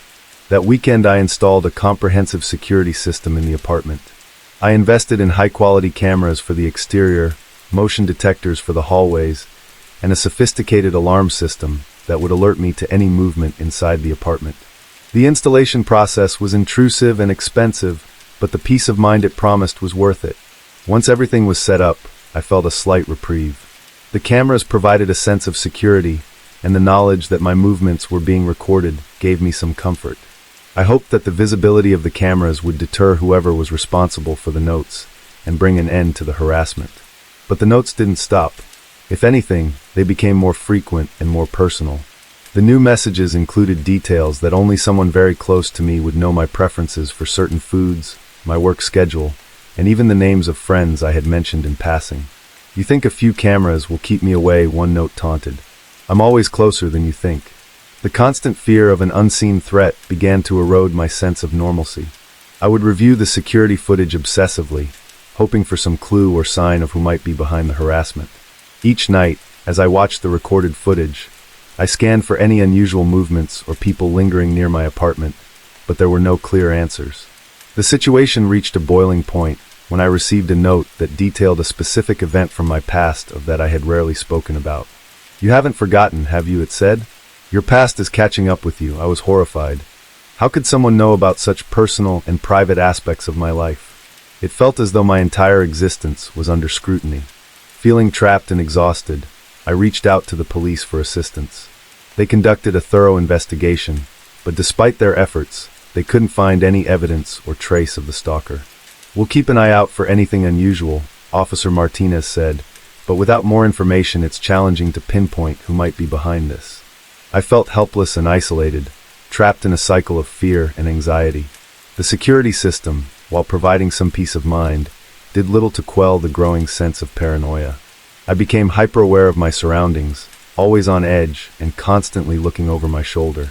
The once charming apartment had turned into a prison, with each day feeling like a battle to maintain a semblance of normalcy. Despite the ongoing harassment, I eventually found some solace in the routine of the security measures. I continued to document every note and detail of the incidents, hoping that one day it would lead to a breakthrough. The police remained involved, though the case seemed to stall. It was only when I decided to move out of the apartment that the harassment abruptly stopped. As I packed my belongings, I couldn't help but feel a sense of relief mingled with lingering fear. The apartment that had once been my sanctuary had become a place of constant dread, and leaving it behind was both a victory and a concession. The new place, though not without its own challenges, offered a fresh start. I had learned to be more cautious and aware, and I vowed to never let my guard down again. The notes and the fear that had consumed me were behind me, but the experience had left a mark. Even now, as I settle into my new home, I remain vigilant, aware that the shadows of past can sometimes follow you, even when you think you've escaped them. Story 17. I was alone in my apartment, relishing the solitude after a long week of work. The place was modest but comfortable, a sanctuary where I could unwind without interruption. My evenings were usually spent relaxing with a good book or catching up on my favorite shows. But lately something had been disturbing my peace. It started subtly. I began to feel a sense of unease whenever I was alone at night, an inexplicable feeling that I was being watched. At first I chalked it up to stress, or maybe just my imagination playing tricks on me. But then, one evening I noticed a figure outside my window. I was in the living room, absorbed in a book when I happened to glance up. There, just beyond the glass, was a dark silhouette. It was featureless, an indistinct shape that seemed to blend into the darkness outside. My heart skipped a beat as I squinted, trying to make out any details, but the figure remained a shadowy outline, unmoving. I stood up and moved closer to the window. My curiosity piqued despite the growing sense of dread. The figure didn't move, but I felt an intense gaze upon me. It was as if the person, or whatever it was observing me with a chilling intensity. I tried to shake off the fear and considered calling the police, but when I looked back, the figure was gone. I checked the street outside, but there was no sign of anyone lingering.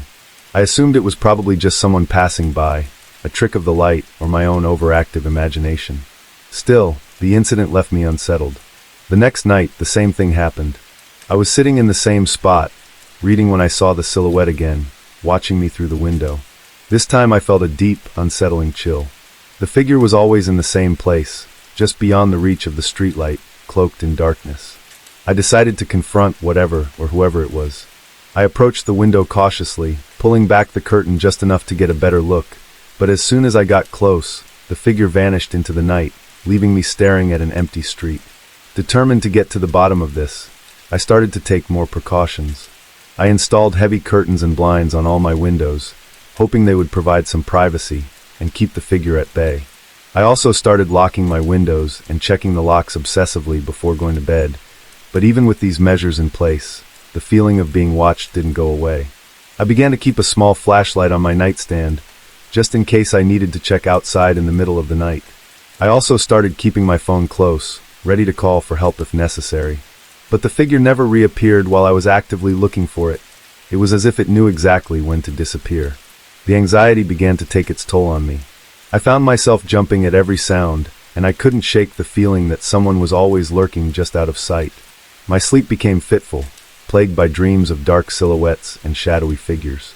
I started avoiding the living room at night, preferring to stay in the safety of my bedroom with the door locked.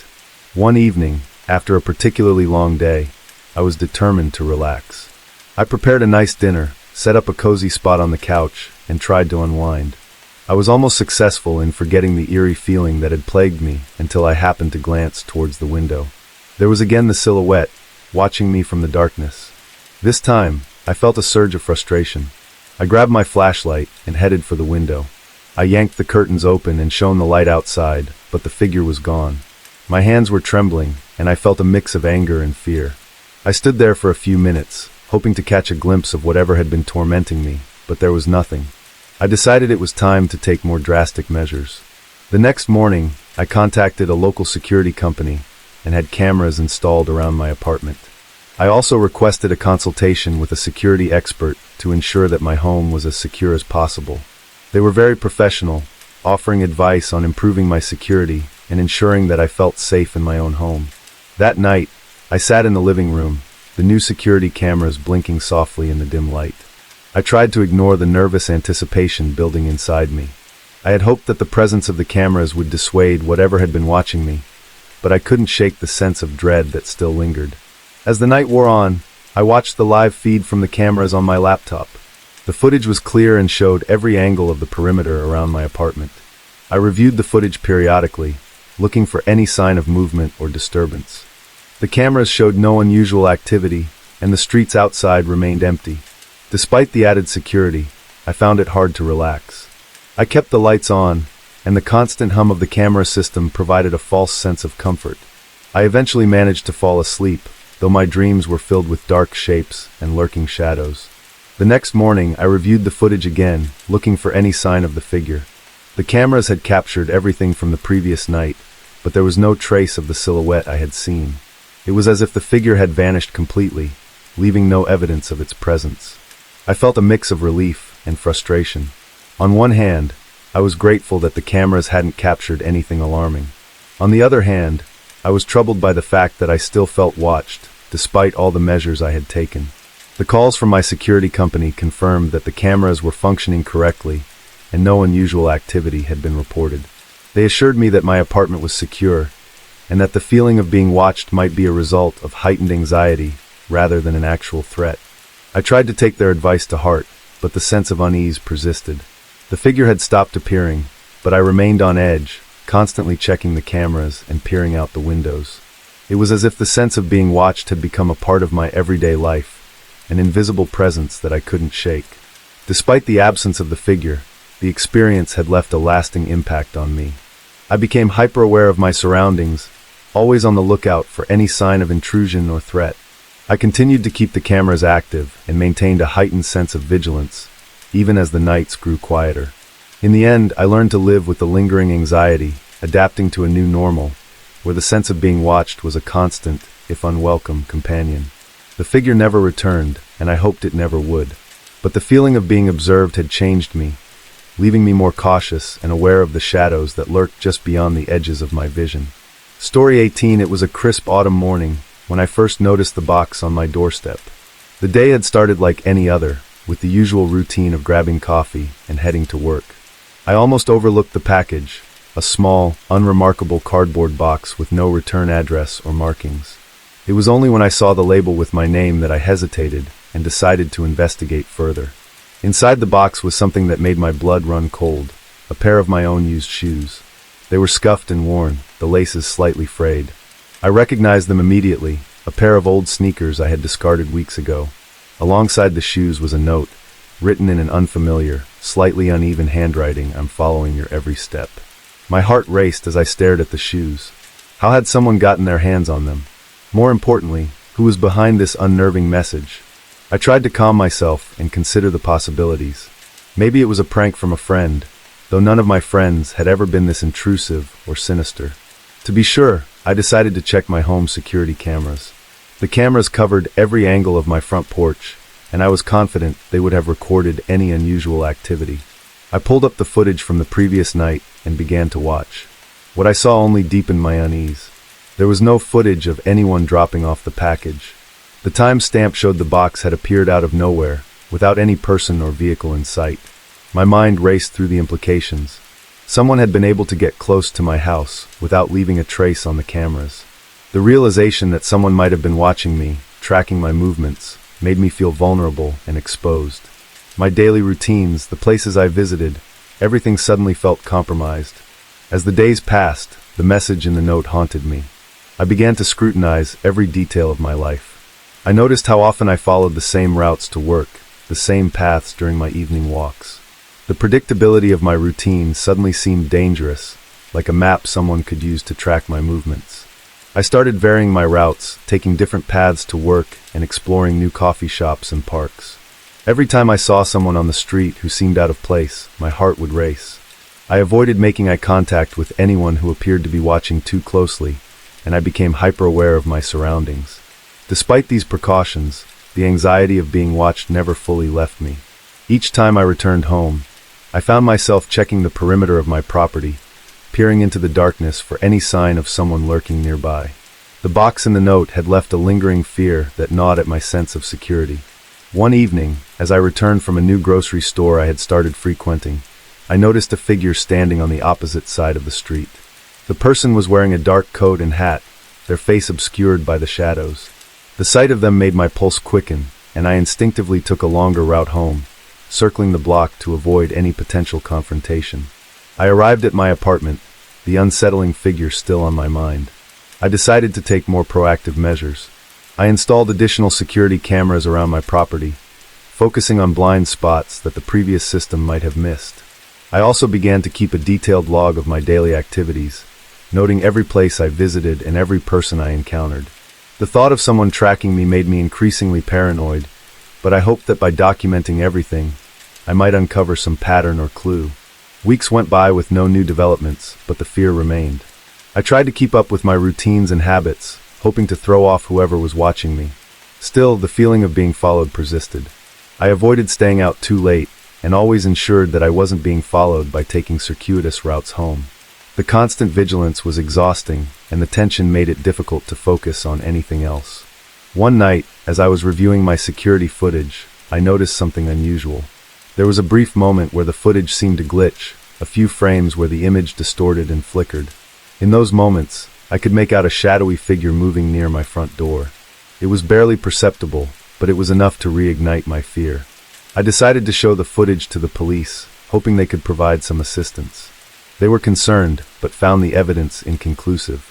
They advised me to continue monitoring the situation, and assured me they would increase patrols in the area. The lack of concrete evidence, and the inability to identify this shadowy figure left me feeling frustrated and helpless. As the months passed, the intensity of the fear gradually diminished, but it never fully disappeared. I continued to live cautiously, maintaining my vigilance and alternating my routines. The thought of the shoes and the cryptic note became a haunting memory, a reminder of the unsettling reality that someone had been close enough to invade my privacy and unsettle my life. Despite the absence of further contact, I couldn't shake the feeling that the person behind the note was still out there, watching from the shadows. The fear of being followed had become a part of my life, a constant, unnerving presence that had forever altered my sense of safety. Every now and then when I notice something unusual, or catch a glimpse of someone watching from afar, the anxiety flares up again. The memory of the shoes and the note serves as a chilling reminder that, even in the most familiar of places, danger can be closer than we think. Story 19. It started as an ordinary evening. I was cleaning the bathroom, something I found soothing after a long day.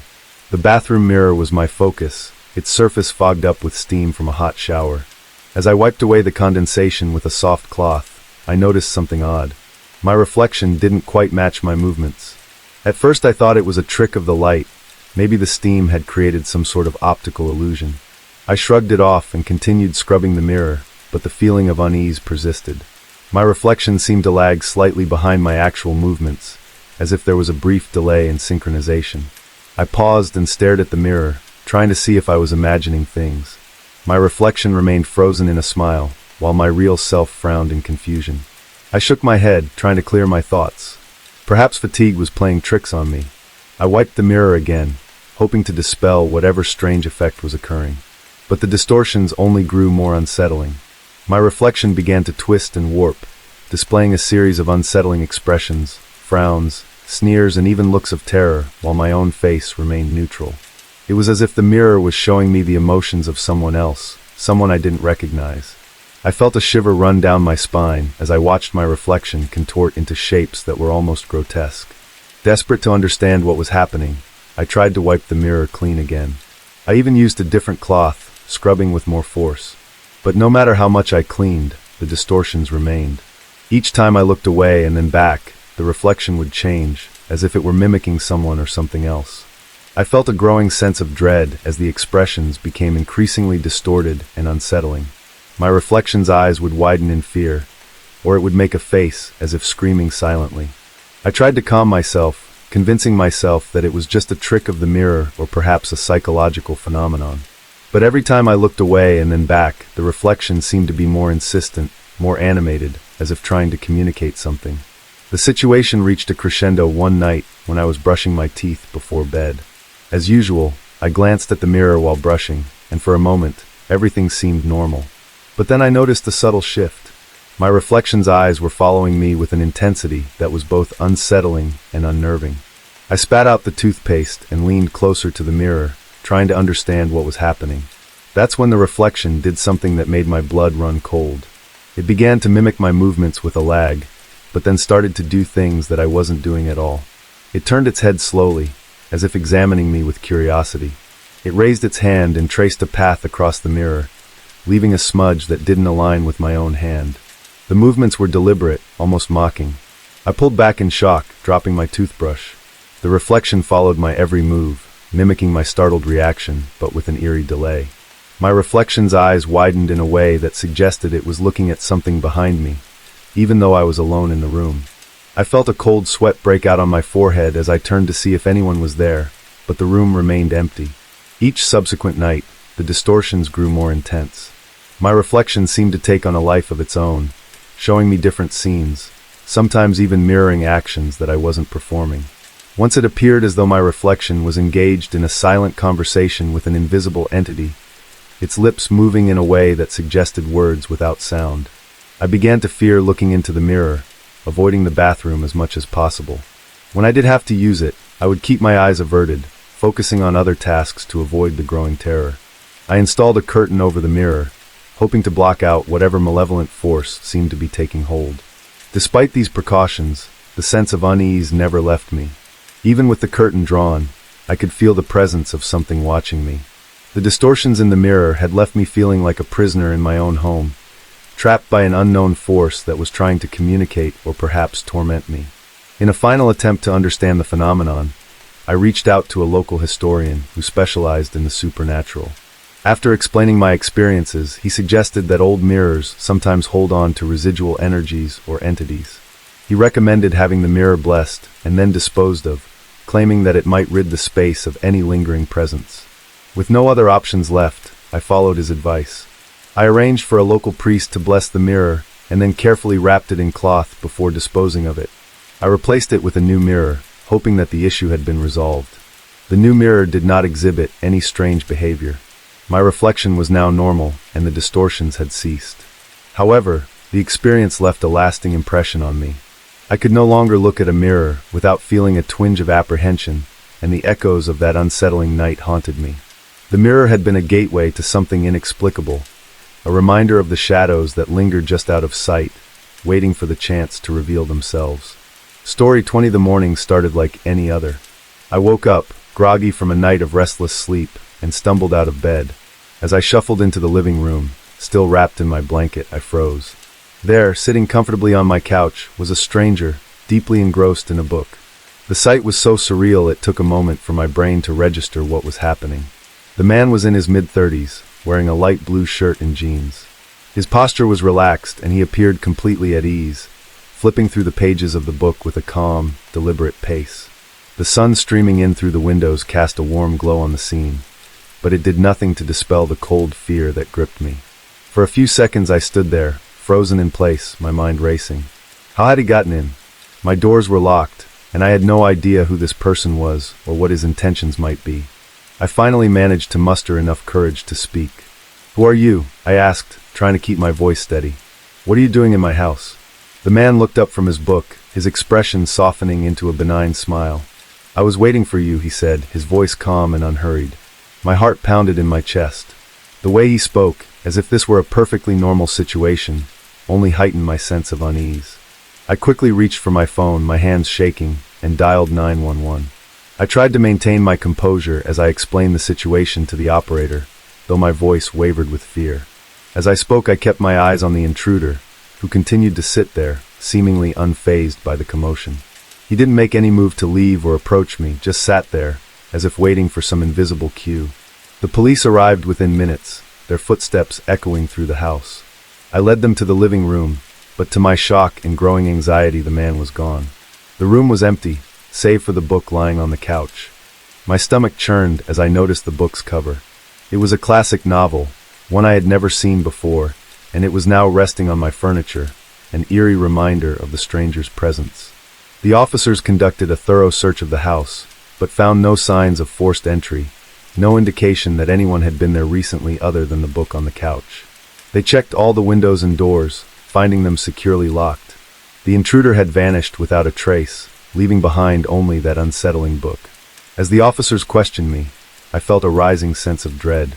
The thought that someone had been in my home while I was asleep, reading quietly in my living room, was deeply disturbing. They took a statement and promised to patrol the area more frequently, but their reassurances did little to ease my anxiety. I spent the rest of the day in a daze, my mind replaying the events over and over. I couldn't shake the feeling of violation, of having been watched while I slept. The house, once a place of comfort, now felt like a cage. Every creak of the floorboards, every gust of wind outside, seemed amplified, as if mocking my sense of safety.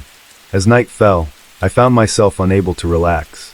I checked all the doors and windows once more, making sure everything was securely locked. The book remained on the couch, its presence a constant reminder of the stranger's visit. I wanted to throw it away, but part of me was too afraid to touch it, as if handling it might invite something sinister into my life. I decided to stay awake, armed with a baseball bat and a heightened sense of vigilance. I sat in the living room, the book sitting innocuously on the couch, its presence almost taunting me. The house was silent, save for the occasional creak of the settling structure. Hours passed, and though I was exhausted, I couldn't bring myself to sleep. The fear of another unexpected visitor kept me on edge. Eventually, the exhaustion took its toll, and I succumbed to sleep in fits and starts, the baseball bat still clutched in my hand. I dreamed of shadowy figures and whispered voices, nightmares that left me drenched in sweat. The next day, I contacted a locksmith to change all the locks in my house. I wanted to ensure that no one could get in without my knowledge. I also invested in a security system with cameras, hoping to provide some measure of protection and peace of mind. The intrusion had shaken me to my core, and I was determined not to let it happen again. Days turned into weeks, and though the sense of vulnerability never fully left me, I gradually began to feel more secure. I tried to avoid thinking about that unsettling morning, and the strange man who had appeared out of nowhere. I kept the book hidden away in a box, convinced that it held some dark significance that I wasn't ready to understand. Life began to return to normal, but the fear lingered. I avoided staying alone in the house for extended periods and became hyper-vigilant about security. I couldn't shake the feeling that someone or something was always watching, waiting for another opportunity to intrude. Though the police never found any leads or identified the man, I remained vigilant, hoping that the security measures I had put in place would keep me safe. The memory of that morning haunted me, a chilling reminder of how quickly a sense of security can be shattered and how easily someone can intrude upon the sanctuary of one's home. Story 21, the photo album, had been a fixture on my bookshelf for as long as I could remember. It was a modest leather-bound volume, its once crisp edges softened by years of use. Inside were snapshots of my life, family gatherings, vacations, candid moments. Each photo was a fragment of my past, a tangible reminder of the people and experiences that had shaped me. I often flipped through it, finding comfort in the familiar faces and memories. One evening, as I was tidying up my living room, I noticed the album was missing. I searched the entire room, checking under cushions, behind furniture, and in every nook and cranny, but it was nowhere to be found. I shrugged it off, thinking perhaps I had misplaced it or left it in another room. Days went by and I started to worry that it might have been accidentally thrown out or misplaced during a cleaning spree. Then, almost as if by magic, the album reappeared. It was back on the shelf in its original spot, exactly where it had been before. I was relieved but puzzled. I hadn't found it, nor had I seen anyone else in the house who might have returned it. My curiosity was piqued, and I picked it up, expecting to see the familiar faces from my past. However, when I opened the album, a chill ran down my spine. The photos had been rearranged, and the images were unlike any I had seen before. The familiar snapshots were gone, replaced by disturbing and unfamiliar faces. Each page was filled with strangers, their expressions ranging from serene to unsettlingly intense. They stared out from the pages, their eyes seeming to follow me as I flipped through the album. The rearrangement was meticulous. The photos were ordered in a way that felt intentional, almost as if they were telling a story, but the story was foreign and disconcerting. The faces were not just random, they seemed to be watching me with a disturbing awareness. There were no captions or identifying marks, just the eerie, unfamiliar faces, one after another. I tried to make sense of the situation. Had someone broken into my home and tampered with the album? It seemed improbable, but the thought that someone had been in my personal space without my knowledge was deeply unsettling. I searched the rest of the house for signs of tampering, but everything else appeared untouched. There were no signs of forced entry or disturbance. The more I examined the album, the more the images seemed to affect me. Some of the faces had an almost spectral quality, their features blurred or distorted in a way that made them appear unnatural. I felt as though they were not just photographs, but something more sinister. The way the eyes seemed to follow me made it hard to look away. Every time I turned the page, I half expected to see one of the figures reaching out, or worse, emerging from the photo. I reached out to friends and family, hoping to get some perspective. I showed them the album and described the situation, but they were equally puzzled. None of them recognized the faces in the photos, and no one could offer an explanation for their appearance. They suggested that I might have dreamt about the album, or that it was a result of some obscure prank. But the more I thought about it, the more the sense of intrusion grew. The photos were not just disturbing, they were a violation of my privacy. It felt as if someone had deliberately invaded my personal space and rearranged my memories to unsettle me. The album, once a cherished collection of moments from my life, had become a source of anxiety and fear. I decided to take the album to a local photo expert, hoping they could provide some insight. The expert examined the photos and confirmed that they were genuine prints, not digitally altered. However, they couldn't identify the subjects or explain how they had ended up in my album. Their inability to provide answers only added to my unease. As days turned into weeks, the album remained a constant source of dread. I tried to avoid looking at it, but it was hard to ignore the presence of those unsettling faces. I considered disposing of it, but the thought of throwing away something that had been in my possession for so long felt wrong. I couldn't shake the feeling that getting rid of it might be admitting defeat, or worse, acknowledging that the intrusion had won. I began to notice other subtle changes around the house. Small objects would be out of place, or I would find things in locations I was sure I hadn't left them. It was as if the house itself was conspiring to reinforce the feeling of unease that the album had introduced. Every creak of the floorboards or rustle of the curtains made me jump, and I became increasingly paranoid about my surroundings. I even began to wonder if the album was somehow connected to these occurrences. Had it somehow opened a door to something sinister, or was it merely a catalyst for my own growing anxiety? The constant presence of those unsettling faces made it hard to think clearly. Eventually, I decided to lock the album away in a box and store it in the attic, hoping that removing it from my immediate environment might help me regain a sense of normalcy. The attic was a dark, dusty space, rarely visited, and I hoped that by keeping it there I could distance myself from the feeling of intrusion it had brought. Despite my efforts, the unease remained. The faces from the album lingered in my mind, and the feeling of being watched persisted. The album had transformed from a simple collection of memories into a symbol of violation and fear. It was a constant reminder that even the most familiar and comforting things could be turned into sources of dread.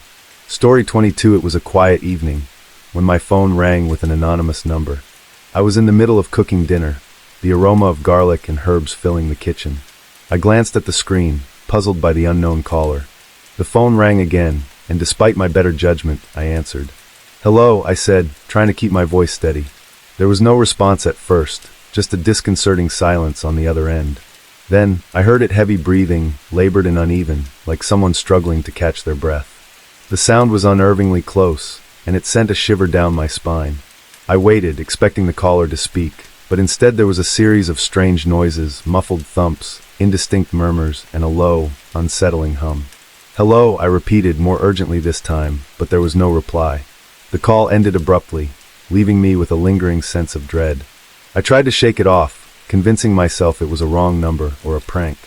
Over the next few days, the calls didn't stop. They came at all hours, early in the morning, late at night, and even during work hours.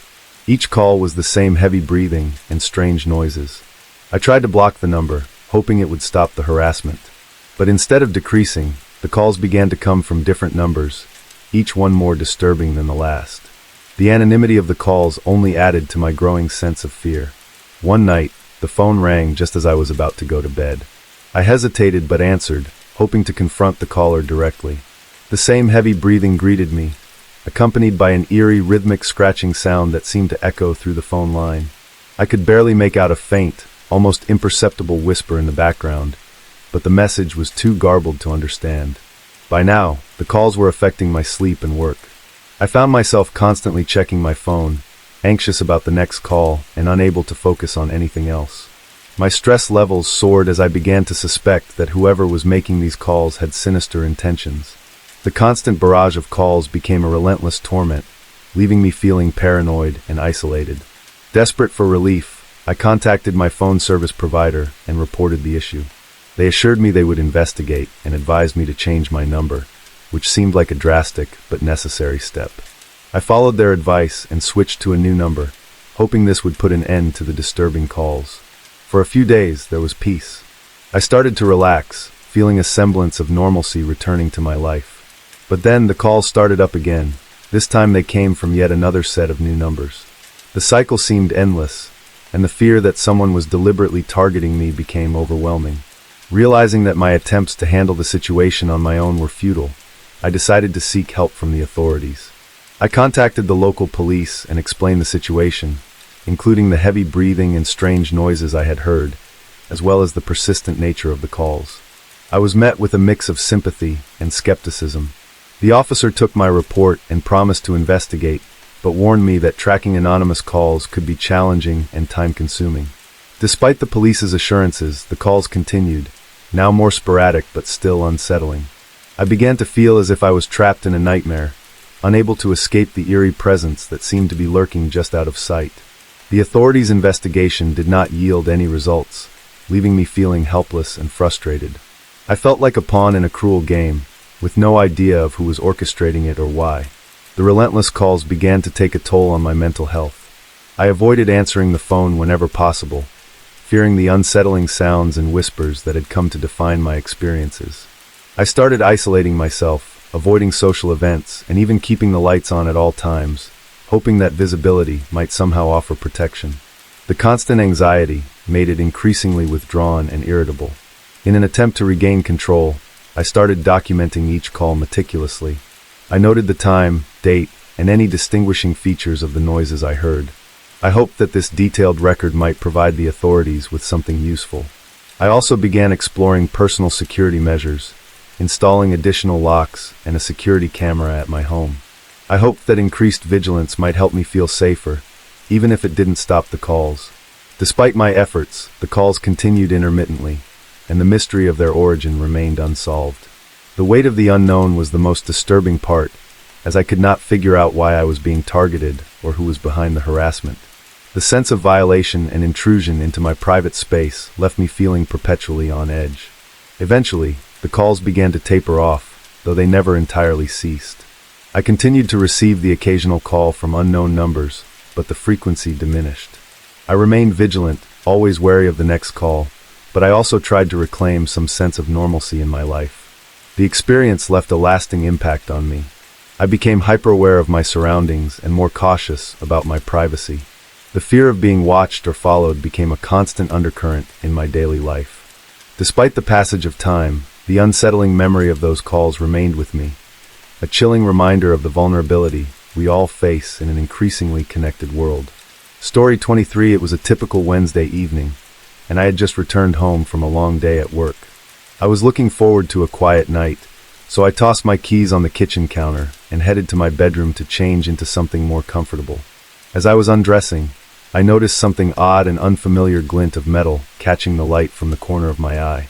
At first, I thought it was just a misplaced object or a trick of the light, but as I investigated further, I discovered a small, inconspicuous camera hidden behind a loose panel in the bedroom wall. It was tiny, barely noticeable, but it was there, positioned in a way that suggested it had been deliberately placed to monitor my movements. My blood ran cold as I realized what I had found. My heart raced as I pulled the camera out and examined it closely.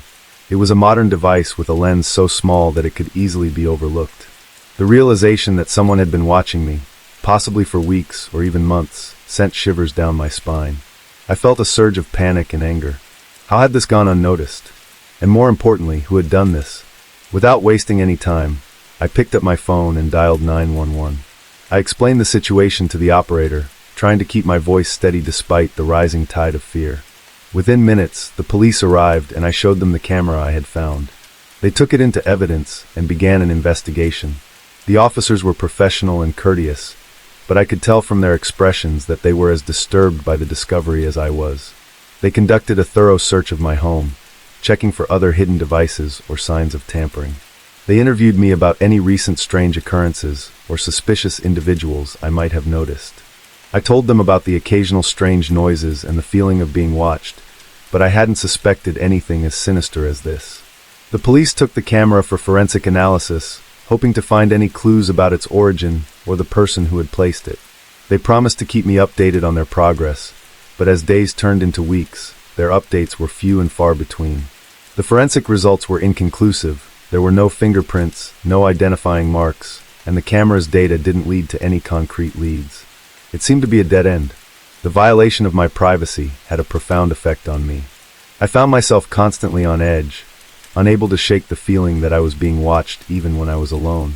The safety and comfort of my home was shattered, and every small noise or movement seemed magnified, a reminder of the intrusion I had experienced. I took it upon myself to conduct a more exhaustive search of my home, looking for any other hidden cameras or recording devices. I checked every nook and cranny, examining electrical outlets, vents, and any potential hiding spots. I even hired a professional to conduct a sweep of the property, but they found nothing. It was both a relief and a source of frustration. Relief that there were no more hidden devices, but frustration that I could not understand why someone had targeted me. The days turned into months, and life gradually returned to a semblance of normalcy. I tried to rebuild my sense of security, but the experience had left a lasting impact. I installed additional security measures, including surveillance cameras around the exterior of my home and motion detectors, hoping to regain some control over my environment. Despite these precautions, the psychological impact lingered. I became hypervigilant, constantly checking and rechecking locks and alarms. I avoided being alone in certain parts of my home, especially the bedroom where the camera had been found. Every unexpected sound or movement made my heart race, and I found it difficult to relax. I reached out to a counselor to help me process the trauma of the invasion. Through therapy, I began to understand the depth of my feelings and the ways in which the violation had affected my sense of safety and trust. It was a slow and difficult process, but I gradually began to feel more in control of my emotions. The mystery of the hidden camera remained unsolved, but I tried to focus on the things I could control. I kept in touch with the police, hoping for any updates, but none ever came. The investigation seemed to have gone cold, leaving me with unanswered questions and an unsettling sense of uncertainty. In time, I learned to live with the lingering unease, accepting that some answers might never come. I made efforts to reclaim my sense of safety, both physically and emotionally. I found solace in routines, in spending time with loved ones, and in rebuilding my trust in the security of my home. The hidden camera was a dark chapter in my life, a reminder of how fragile our sense of safety can be, but it also taught me about resilience and the importance of seeking help and support when faced with unsettling experiences. The shadow of that unknown observer may never fully disappear, but I learned to face it with strength and resolve, striving to live my life with the courage to move forward, despite the lingering echoes of fear. Story 24. It was a crisp October evening when I received an email that would change my sense of security forever. I had been home alone all day, catching up on work and enjoying the quiet. My only contact with the outside world was my laptop, which I used to keep in touch with friends, manage my schedule, and occasionally watch videos. But on that particular evening, an email arrived that sent a chill down my spine. The email was simple, devoid of any sender information or subject line. I almost deleted it out of habit, assuming it was just another spam message, but something about it made me pause. I hesitated for a moment before opening it. Inside was a video file attachment. Curiosity and a sense of foreboding combined as I clicked on the file and waited for it to load. The video began playing, and my blood ran cold. The footage showed various rooms of my house, captured from angles I hadn't noticed. It was clear that the video had been taken from hidden cameras or other discreet locations. I saw my living room, my kitchen, even my bedroom, all displayed with unsettling clarity. The most disturbing part was seeing myself move about my day, oblivious to the fact that I was being watched. The video seemed to be recorded over several hours. It showed me making coffee, working at my desk, and even lounging on the couch while reading a book. It was as though I had been under constant surveillance. The footage was edited together seamlessly, and there were no signs of tampering or glitches, just a chilling, omnipresent gaze. As the video ended, a single line of text appeared on the screen.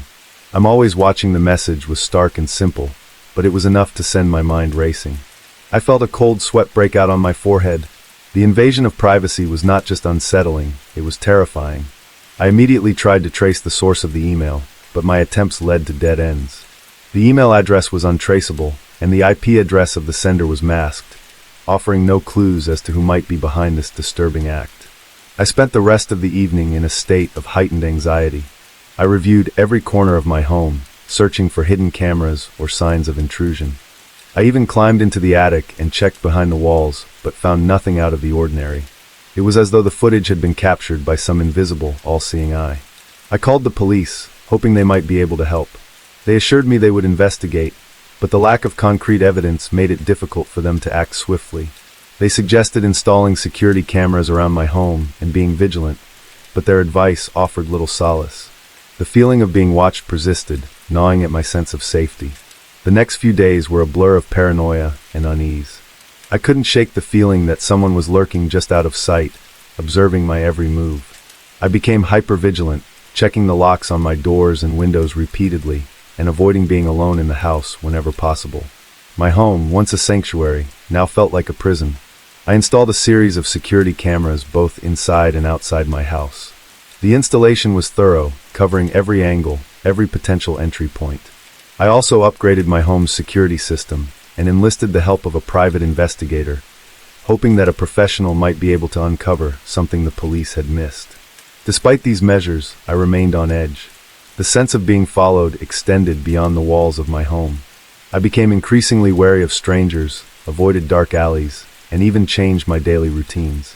I started carrying pepper spray and kept my phone within reach at all times, fearing that someone might be waiting for the right moment to confront me. One evening, as I reviewed the footage from the newly installed security cameras, I noticed something alarming. There was a brief flicker of movement, and one of the camera feeds a shadowy figure appearing and disappearing in the corner of the screen. I rewound the footage and saw the figure again, but it was too fleeting to make out any details. The figure seemed to be lurking outside my home, watching from a distance. I felt a wave of dread wash over me. I reported the sighting to the police and the private investigator, but the shadowy figure remained elusive. They suggested it might be someone monitoring the cameras or using them to intimidate me further. The uncertainty of not knowing who or what was behind this torment was almost worse than the direct threats. As the weeks went by, the initial terror slowly morphed into a persistent anxiety. I became consumed by the need to feel safe and regain control over my life. I changed the locks on my doors again, upgraded my home security system, and took additional precautions to protect myself. I even started taking self-defense classes, hoping to build confidence and learn how to handle potential threats. Despite my efforts, the experience left a lasting impact. The invasion of my privacy and the haunting message of the video had shattered my sense of security. The constant vigilance had taken a toll on my mental and emotional well-being. I became more withdrawn, avoiding social interactions and focusing solely on maintaining my safety. The identity of the person behind the email and the video remained a mystery, and the feeling of being watched never completely faded. Although the security measures I implemented helped me regain a sense of control, the experience served as a harsh reminder of how vulnerable we can be in our own homes. The fear of the unseen observer lingered, a ghostly presence that kept me on edge, always questioning who might be watching from the shadows. Story 25. It started on an otherwise uneventful evening.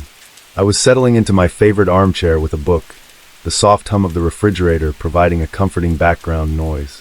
As I turned the page, I heard a faint scratching sound coming from somewhere within the walls. At first I dismissed it as the house settling, or perhaps a loose wire. It wasn't uncommon for old homes to make peculiar noises. But as the days went by, the scratching grew more frequent and persistent. It wasn't a random sound, it was rhythmic and deliberate, as if someone or something was trying to communicate. The scratching seemed to follow me around the house. When I was in the living room, it would come from the walls behind me. When I moved to the kitchen, the sound would shift to the walls there. It was as if whatever was making the noise was shadowing my every move. The sound was unsettling, a constant reminder of an invisible presence. I began to feel like I was being watched, the scratching serving as a haunting, ever-present soundtrack to my daily life. My initial thoughts were that it might be pests, mice or rats perhaps, but when the noises didn't subside, I decided to call an exterminator to get a professional opinion. The exterminator arrived on a cool autumn morning, carrying his toolkit in a confident air. He started by inspecting the usual places where pests might be found under the sink, behind the refrigerator, and in the attic. He set up traps and placed bait stations in strategic locations, confident that he would find the source of the scratching. I tried to explain how the scratching seemed to follow me and how it intensified when I attempted to locate it. He nodded, though I could see he was skeptical. "Old houses can have all sorts of quirks," he said. "We'll get it sorted out." Hours passed as he worked, checking every nook and cranny. When he finished, he looked at me with a puzzled expression. "I didn't find anything unusual," he said. "No droppings, no nests, not even any signs of gnawing. It's all clean." I felt a pang of frustration. If it wasn't pests, then what was causing the scratching? I thanked him for his time and paid him for his services, but as he left I couldn't shake the feeling that something more sinister was at play. The scratching continued, and if anything it seemed to grow louder. It was no longer a faint noise but a persistent, almost frantic sound. It seemed to echo through the walls, a maddening rhythm that I could never quite pinpoint. Whenever I would investigate, it was as if the scratching would relocate, always just out of reach. I began to document the occurrences, noting the times and places where the scratching was most intense. It was a desperate attempt to find a pattern or a clue that might explain the phenomenon. I tried to listen closely, hoping to catch any other sounds that might provide a hint. But the scratching remained the dominant noise, its presence inescapable. One night, after weeks of enduring the relentless scratching, I decided to confront it head-on. Armed with a flashlight and a hammer, I carefully removed a section of the drywall in the area where the scratching seemed to be the loudest. My heart pounded as I peeled back the wall, revealing a hollow space behind it. I shone the flashlight into the cavity, but there was nothing but empty space and insulation. Disappointed but not deterred, I continued to investigate, convinced that there had to be an explanation. I looked for signs of a hidden room or an old conduit that might explain the noises, but the walls remained empty and silent once I finished my work. The scratching persisted, now more insistent and invasive. It seemed to come from the very heart of the house, a relentless reminder that something was wrong.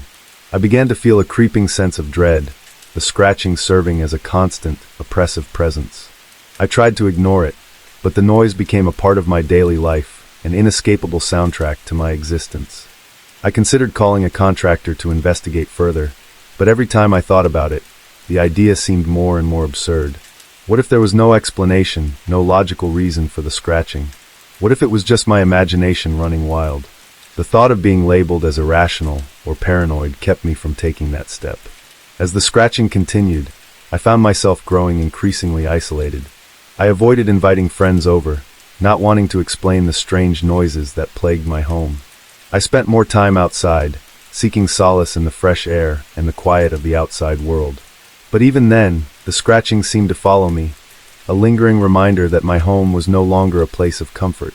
One particularly stormy night, as the wind howled outside and rain battered against the windows, the scratching reached a fever pitch. It was as if the walls themselves were alive, writhing with a desperate, frantic energy.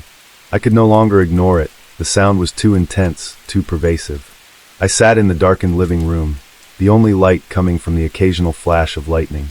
The scratching was louder than ever, a maddening cacophony that seemed to envelop the house.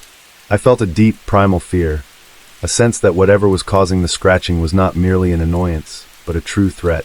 In a moment of sheer desperation, I reached out to a friend who was a paranormal investigator, hoping for a different kind of insight. She agreed to come over, intrigued by the peculiar nature of the noises.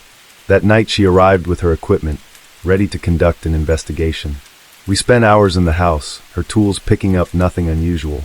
She conducted EVP, electronic voice phenomena sessions, and used various sensors, but there was no evidence of anything supernatural or abnormal. She was as perplexed as I was, unable to provide any answers.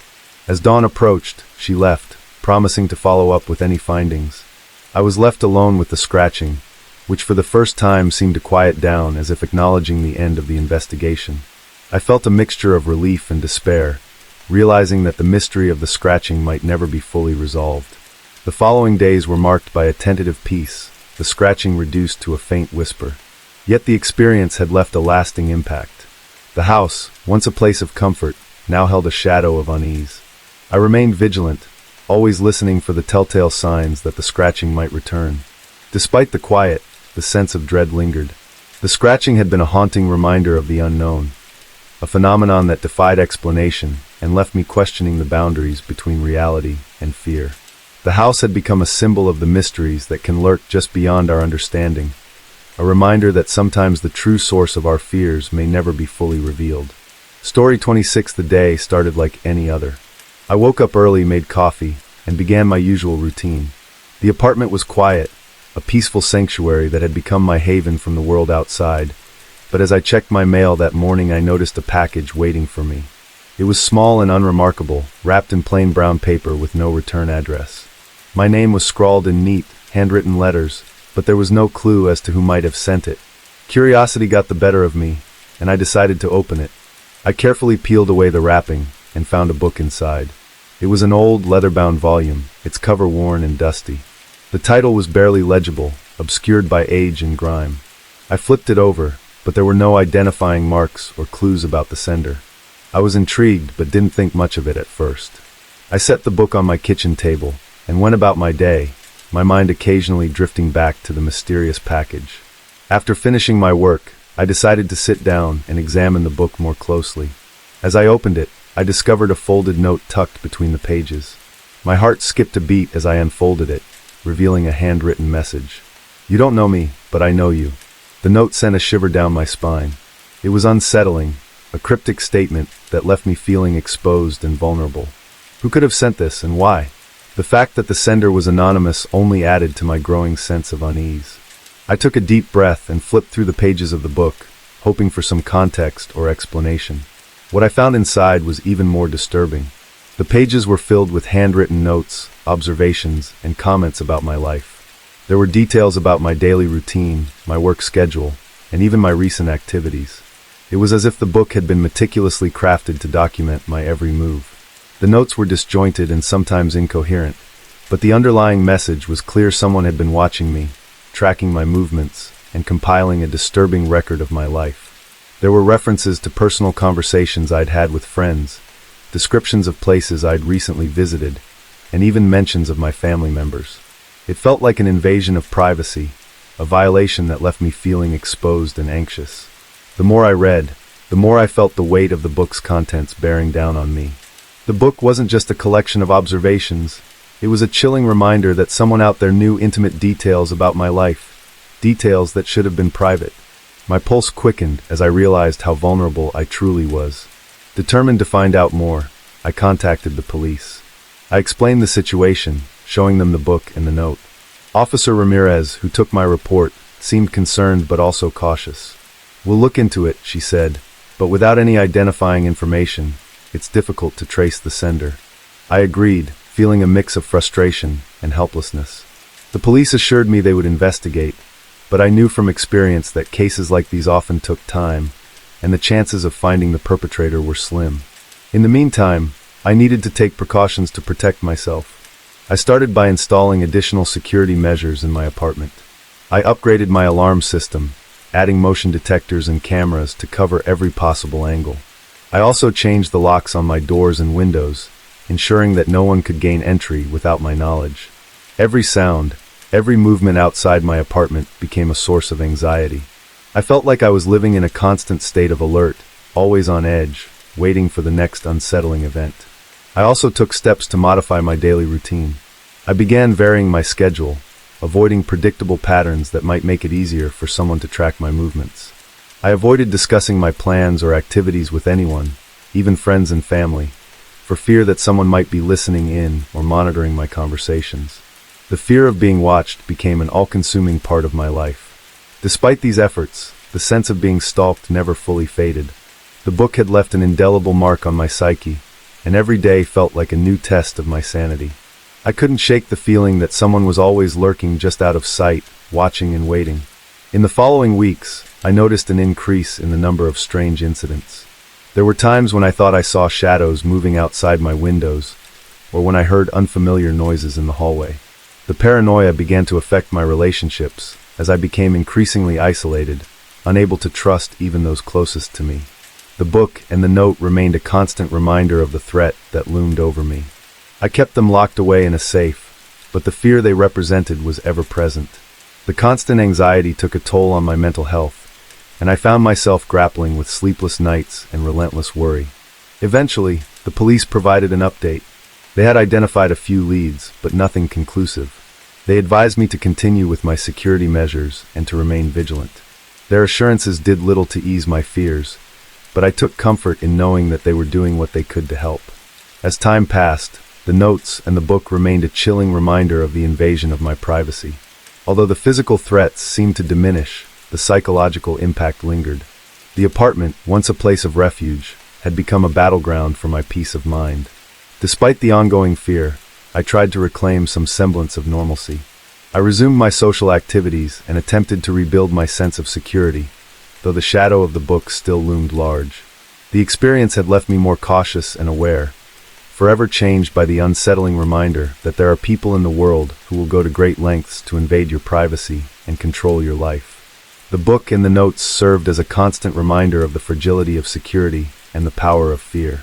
Even as I moved forward and tried to put the experience behind me, the knowledge that someone had been watching, documenting, and intruding into my life would always remain a haunting memory. Story 27. It started with something small, a necklace I'd had since high school. I remembered taking it off and placing it on my dresser, but when I went to retrieve it the next day, it was gone. I searched the entire room, checking under furniture, behind dressers, and even inside drawers, but it was as if the necklace had vanished into thin air. At first I thought I might have misplaced it, so I let it go, assuming it would turn up eventually. But then it happened again. This time it was a pair of expensive earrings I'd recently bought. I had placed them in a jewelry box on my nightstand. A week later they were nowhere to be found. I retraced my steps, checked every possible hiding place, and even asked friends if they had seen them, but no one had any idea where they might be. I couldn't shake the feeling that something was off, but I pushed the worry aside and decided it was just bad luck. When I replaced the missing items, I hoped that it was just a string of coincidences. I bought a new necklace and another pair of earrings, thinking that maybe I'd lost them during a hectic week or misplaced them while cleaning. But to my dismay, the new items disappeared just like the old ones. It was becoming a pattern, and the frequency of these losses started to worry me. The first few times I tried to convince myself that I was just being careless. Maybe I was forgetting where I'd put things or misplacing them in my cluttered apartment, but as the losses continued, the sense of unease grew. I began to feel like someone was deliberately taking my possessions, and the more items that went missing, the more paranoid I became. The situation escalated one evening when my laptop went missing. I had left it on the kitchen table while I went to take a shower. When I came back, it was gone. I searched the apartment thoroughly, checking every nook and cranny, but the laptop was nowhere to be found. I felt a pang of panic. It wasn't just a matter of replacing a piece of jewelry anymore. My laptop contained important work documents and personal files. I considered the possibility of a break-in, but found no signs of forced entry. The locks on the doors were intact, and nothing else in the apartment seemed disturbed. It was as if someone had taken only the items they wanted and left everything else untouched. I felt a growing sense of vulnerability, as if my home had become a target for someone who knew exactly what to take. I decided to install a few security cameras to keep an eye on things. I set them up around the apartment, hoping they would catch any suspicious activity. The cameras were discreet, hidden among everyday objects like picture frames and decorative items, so they wouldn't draw attention. The first night with the cameras was filled with anticipation. I watched the footage carefully, expecting to see someone sneaking around, but the cameras showed nothing unusual. No one entering or leaving the apartment, no strange movements. Everything appeared normal, and yet my belongings continued to disappear. One morning, after a particularly restless night, I was making coffee when I noticed that my favorite watch had vanished. I had left it on the kitchen counter the previous evening, but now it was gone. I felt a surge of frustration. I reviewed the security footage again, hoping that I had missed something. The video showed me making coffee and then leaving the kitchen, but there was no sign of anyone else entering the room. I began to think I was losing my mind. The constant disappearance of my possessions was taking a toll on me. I started double-checking every corner of my apartment, convinced that there was some hidden compartment or secret passage where my belongings were being stashed. I even contacted a locksmith to inspect the locks and ensure there were no hidden vulnerabilities, but they found nothing unusual. The next few weeks were marked by a growing sense of dread. The losses continued: my camera, a set of expensive headphones, even a small box of sentimental trinkets. I started keeping a journal to track the missing items and any patterns that might emerge. The journal revealed no discernible pattern, except for the fact that the items seemed to disappear with increasing frequency. One night, after a particularly unsettling day, I sat down in the living room, trying to calm my racing thoughts. I had recently replaced a few more items, and I was anxiously waiting to see if they would disappear too. As I sat there, a strange noise caught my attention, a soft rustling sound coming from the hallway. My heart raced as I approached the source of the sound. I turned on the hallway light and saw nothing unusual. I checked the security footage, but the camera showed no movement or signs of intrusion. I felt a growing sense of paranoia, convinced that someone was still watching me, waiting for the right moment to strike. Determined to get to the bottom of this, I decided to set up a trap. I placed a few small, inexpensive items in plain sight, things that were easy to notice but not of great value. I wired a small, silent alarm to these items, hoping that if someone did take them, the alarm would alert me. I also made sure to keep a close watch on the cameras, monitoring them more frequently. The trap worked. One night, while I was awake, I heard the alarm go off. I rushed to the source of the sound and found a small, hidden compartment behind a loose panel in the wall. Inside, there were several of my missing items, jewelry, electronics, and other belongings that had disappeared over the past few weeks. It was as if someone had been hiding them there all along. I felt a mixture of relief and anger. The discovery confirmed that someone had been taking my possessions and stashing them away in this hidden space, but the question remained: who was behind this? I called the police, who investigated the compartment and took the recovered items for fingerprints and further analysis. In the meantime, I decided to take additional measures to secure my home. I installed a more comprehensive security system, including motion detectors and additional cameras. I also changed all the locks and made sure that my apartment was as secure as possible. The police investigation revealed no clear suspects or motives. They found no evidence pointing to anyone specific, and the case remained unsolved. The feeling of being targeted persisted, but with the new security measures in place, the disappearances ceased. As time went on, I tried to move past the experience, but the memory of those missing items in the hidden compartment lingered. I became more vigilant and cautious, always keeping an eye on my belongings and ensuring that my home was secure. Though the mystery of the vanishing items remained unsolved, I found some solace in knowing that my home was now a safer place. The experience had left me more aware of my surroundings and more determined to protect what was mine.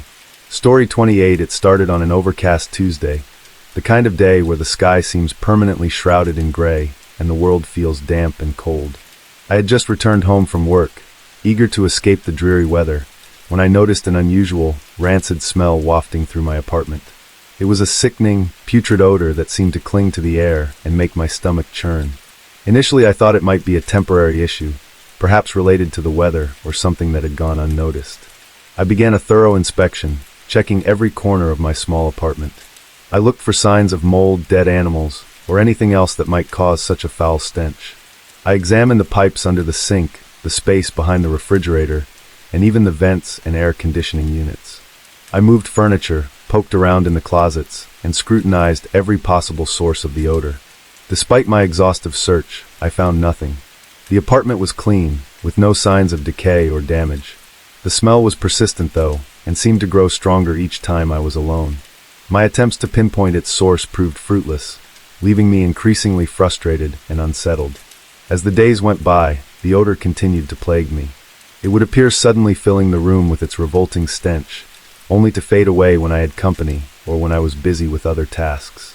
It was as if the smell had a will of its own, surfacing only when I was alone and vulnerable.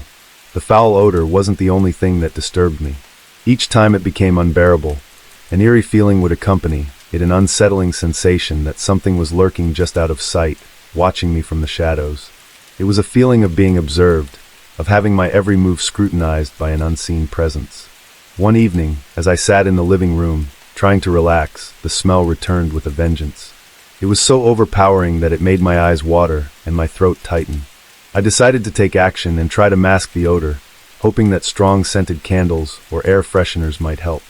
I lit several candles and placed them strategically around the apartment, but the smell persisted, cutting through the fragrance of vanilla and lavender. That night, as I lay in bed trying to ignore the smell, the feeling of being watched intensified. I heard faint rustlings and whispers that seemed to come from nowhere. My heart raced as I turned on the lights, searching the apartment for any sign of intrusion. The whispers ceased as soon as the lights were on, and I found nothing out of place, yet the sensation of being watched lingered, making it impossible for me to relax or sleep. The next morning, I decided to call a professional to investigate. An exterminator came by and inspected the apartment, searching for any signs of pests or hidden problems. He checked the insulation, the walls, and the floors, but found nothing unusual. He suggested that it might be a problem with the plumbing or the building's ventilation system, but he assured me there was no immediate cause for concern. Despite his reassurances, the smell persisted. It continued to make appearances, always when I was alone and always accompanied by the eerie sensation of being watched. I began to feel like a prisoner in my own home, unable to escape the oppressive stench and the unsettling feeling of being observed. One day, as I sat at my desk working from home, the smell grew particularly intense. I was on the verge of tears, my patience wearing thin. I decided to take a break and stepped out onto the balcony for some fresh air. As I stood there trying to calm myself, I noticed something strange, a series of small, dark stains on the wall of the building directly adjacent to mine. They appeared to be smeared, as if something had been dragged or pressed against the wall. I felt a shiver run down my spine. The stains seemed to have no logical explanation, and I couldn't shake the feeling that they were somehow connected to the strange occurrences in my apartment. I took a photo of the stains and went back inside, hoping that they might provide a clue. When I examined the photo closely, I noticed that the stains formed a pattern almost like a message, though it was difficult to decipher. I couldn't make sense of it, but the pattern looked deliberate, as if someone had been trying to communicate something. Determined to find answers, I decided to investigate further. I reached out to my neighbors, asking if they had noticed anything unusual.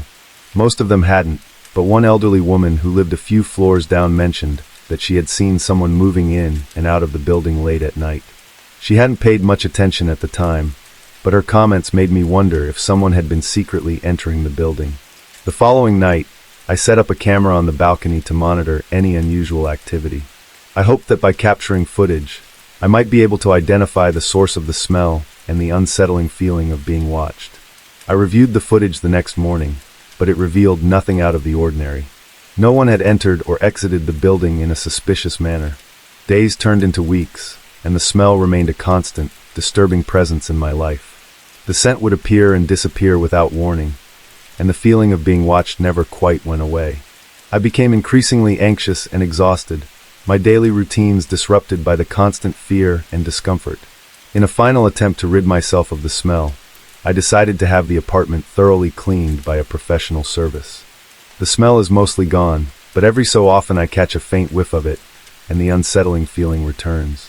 The experience left me with a lingering sense of unease, a reminder that sometimes the inexplicable can intrude into our lives in ways we can't always understand or control. Story 29. It started subtly, almost imperceptibly. I first noticed the fingerprints on my living room windows one morning as I was preparing my coffee. The sun was streaming in, casting a warm glow over the room, and it was then that I saw them, faint, smudgy fingerprints on the glass, not my own. They were not large or intrusive, just a few smudges scattered across the lower panes. I assumed they must have come from an earlier visitor, or perhaps a bird had perched on the ledge and left a mark. I wiped them off, dismissing the incident as an anomaly. However, the next day the fingerprints were back, but in different places. I rubbed them off again, thinking it was a coincidence, but the pattern persisted. Each time I cleaned the windows, the fingerprints would reappear, always in new spots, as if mocking my efforts. The fingerprints were unsettling. They were not particularly distinct, just general shapes and sizes, but they carried an unnerving presence. Each time I saw them, a chill would run down my spine. The thought of someone tampering with my windows, or worse, watching me through them, made me feel deeply uncomfortable and unsafe. I decided to pay closer attention. I began to document the patterns of the fingerprints, noting their locations and how they changed from day to day. It became a routine: clean the windows, watch for new fingerprints, and try to determine if there was a pattern to their appearance. But no matter how vigilant I was, the prints continued to reappear randomly, with no discernible logic. One night, after a particularly long day, I was exhausted. I fell asleep early, hoping that the fingerprints would be a distant memory by morning. But in the dead of night, I was jolted awake by a noise. It sounded like a faint scratching or tapping against the glass. My heart pounded as I sat up, straining to hear. The noise stopped, and the apartment fell silent again. I lay back down, trying to shake off the unease, but the noise returned, more persistent this time. I got out of bed and walked cautiously to the living room. The room was dark, illuminated only by the faint light of the street lamps outside. I approached the windows, my breath fogging up the cold glass as I peered out into the night. There was no one in sight. The street was quiet, with no sign of activity. I checked the windows for any signs of tampering, but found nothing. The fingerprints had vanished, leaving only the clean glass behind. I returned to bed, though sleep was elusive. My mind raced with thoughts of intruders and eerie encounters. Over the following days, the frequency of the fingerprints increased. They seemed to appear almost overnight, as if someone was deliberately leaving them behind. I became more paranoid, double-checking the locks on my windows and doors. I even installed motion sensor lights around the perimeter of my apartment, hoping that they would deter any potential intruders.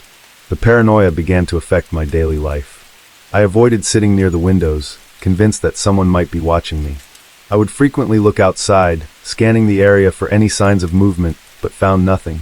My friends noticed my increasing agitation and asked if everything was all right. I brushed off their concerns, trying to act normal while internally battling my growing fear.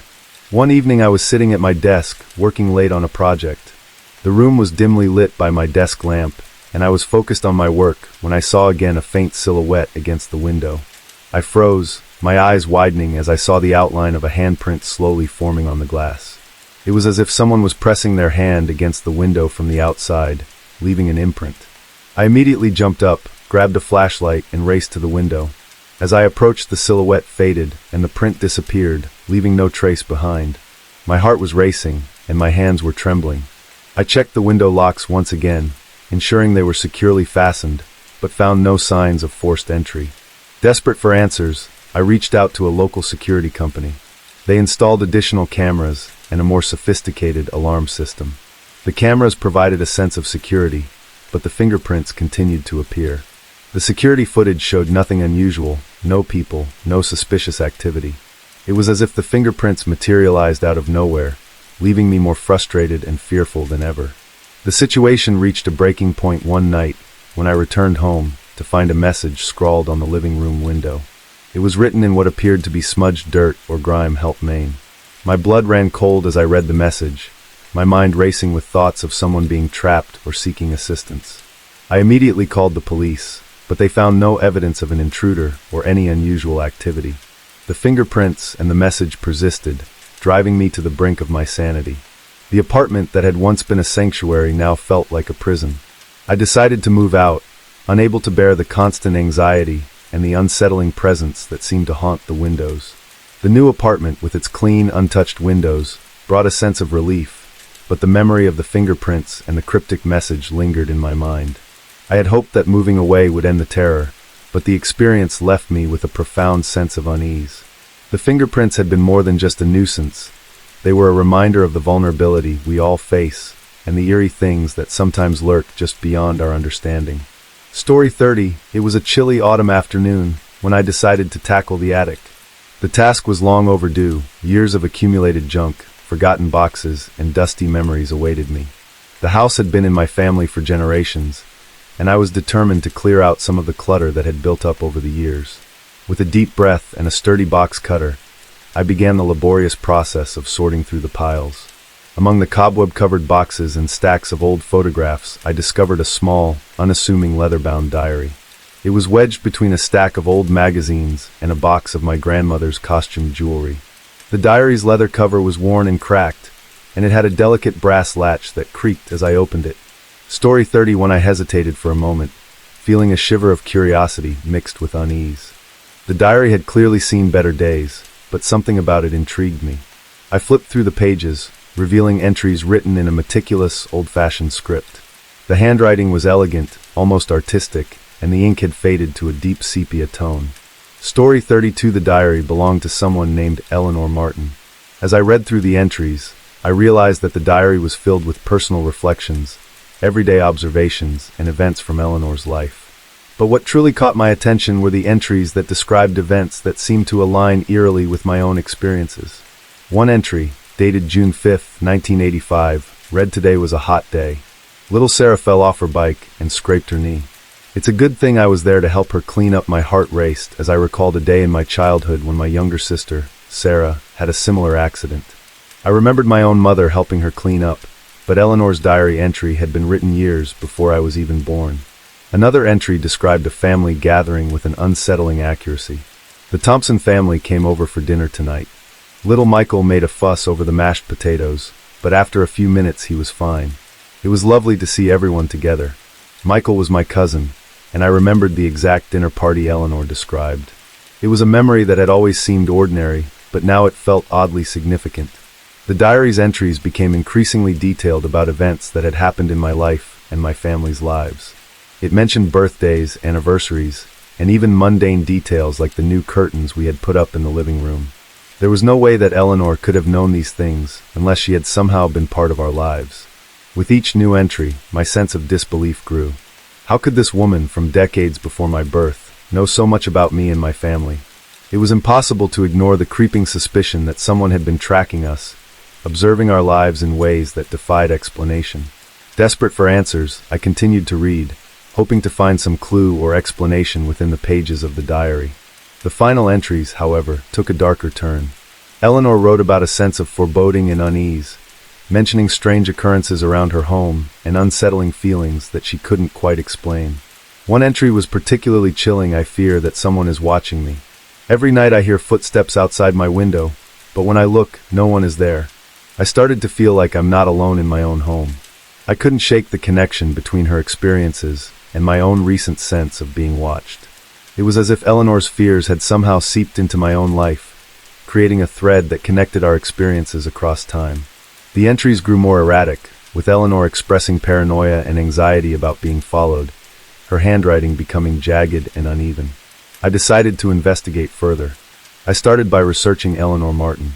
It was difficult to find much information, but I managed to uncover that she had been a resident of the area in the 1980s and had lived in a house not far from my own. She had been known in the community as a reclusive woman who kept to herself, but there were no records of any incidents or strange occurrences connected to her. My investigation led me to Eleanor's old home, which had since become an abandoned property. The house was a dilapidated structure with broken windows and overgrown weeds. It felt eerie, and as I walked through the creaking front door, I couldn't shake the feeling that I was stepping into a place that held secrets. In the dust-covered rooms, I found remnants of Eleanor's life-old furniture, faded photographs, and even a few scraps of paper with more of her handwriting, but there was no indication of anything that could explain her connection to my family or the diary's contents. Returning home, I felt a deep sense of unease. The diary had left me with more questions than answers. Who was Eleanor Martin, and how did she know so much about my life? Had she been involved in some way with my family's history? And what did her final entries mean? Had she truly been watched, or was it a manifestation of her own fears? Despite my efforts to understand the mystery, the diary's presence had left a lingering chill in my home. I couldn't shake the feeling that Eleanor's sense of being watched had somehow transferred to me, that her experiences had bled into my own life. The diary now rests in a box in my attic, where I found it, and I've avoided opening it again. I've taken extra precautions to secure my home, and while I try to go about my daily life, the sense of unease lingers. I can't escape the thought that there might be a connection between Eleanor's experiences and my own, and the mystery of her diary remains an unsettling enigma in my life. Story 31. The photo albums had always been a cherished part of my life, a way to relive the memories of time spent with friends and family. Each album was a carefully curated collection of moments that marked the passage of time, birthdays, holidays, family vacations. They were a visual diary of my life, a repository of nostalgia that I could always turn to for comfort and connection. One rainy afternoon, as I was cleaning out the attic, I came across my old photo albums. I hadn't looked at them in years, and I felt a surge of fondness as I dusted off the covers and began to flip through the pages. The images were familiar smiling faces, shared moments of joy, snapshots of days long past. I was lost in the sea of memories when something strange caught my eye. At first it was subtle. A photograph in one of the albums seemed slightly out of place. I leaned in closer, squinting at the unfamiliar face that stared back at me. The photograph was of a man I didn't recognize, dressed in clothes that were definitely not for any family gathering or event I remembered. Puzzled, I turned the page, only to find more of the same pictures of strangers interspersed among the cherished images of my loved ones. I tried to dismiss it as a mistake, maybe a mix-up from when the photos were developed or a misfiled picture that had somehow ended up in the wrong album. But the more I looked, the more unsettling the realization became. Pictures of friends and family had been replaced with images of strangers. It was not just a single album. Each one I checked had been tampered with in the same disturbing way. I took a deep breath and tried to calm my racing thoughts. Who would do something like this? Why would anyone want to invade my personal history so deliberately? The feeling of violation was overwhelming. It was as if someone had reached into my private space, not just to take something but to alter and manipulate my memories. I started to look through the albums more closely, trying to make sense of the changes. The strangers' faces seemed to follow a pattern, though I couldn't quite decipher what it was. Some of the photos depicted what appeared to be ordinary scenes, parks, streets and rooms, yet they felt strangely out of context with the rest of my life's narrative. The details in the photographs were too specific to be random, which made the intrusion feel even more personal. The more I examined the albums, the more unnerving the experience became. I began to notice other small, disconcerting details. Some of the replaced images showed the strangers in positions that mirrored the original photos of my friends and family. It was as if the unknown faces had been inserted into scenes where they didn't belong, creating a dissonance that left me feeling deeply unsettled. I decided to confront the situation head-on. I contacted the police, hoping that they could provide some insight or at least investigate the matter. I explained the situation, showing them the albums and describing the unsettling changes. The officers took the albums for evidence, but their response was less than reassuring. They told me it might be a prank or a case of mistaken identity, but without more evidence or a suspect, there was little they could do. Returning home, I felt a growing sense of paranoia. It was difficult to shake the feeling that someone was watching me, that the intrusion into my personal history was only the beginning.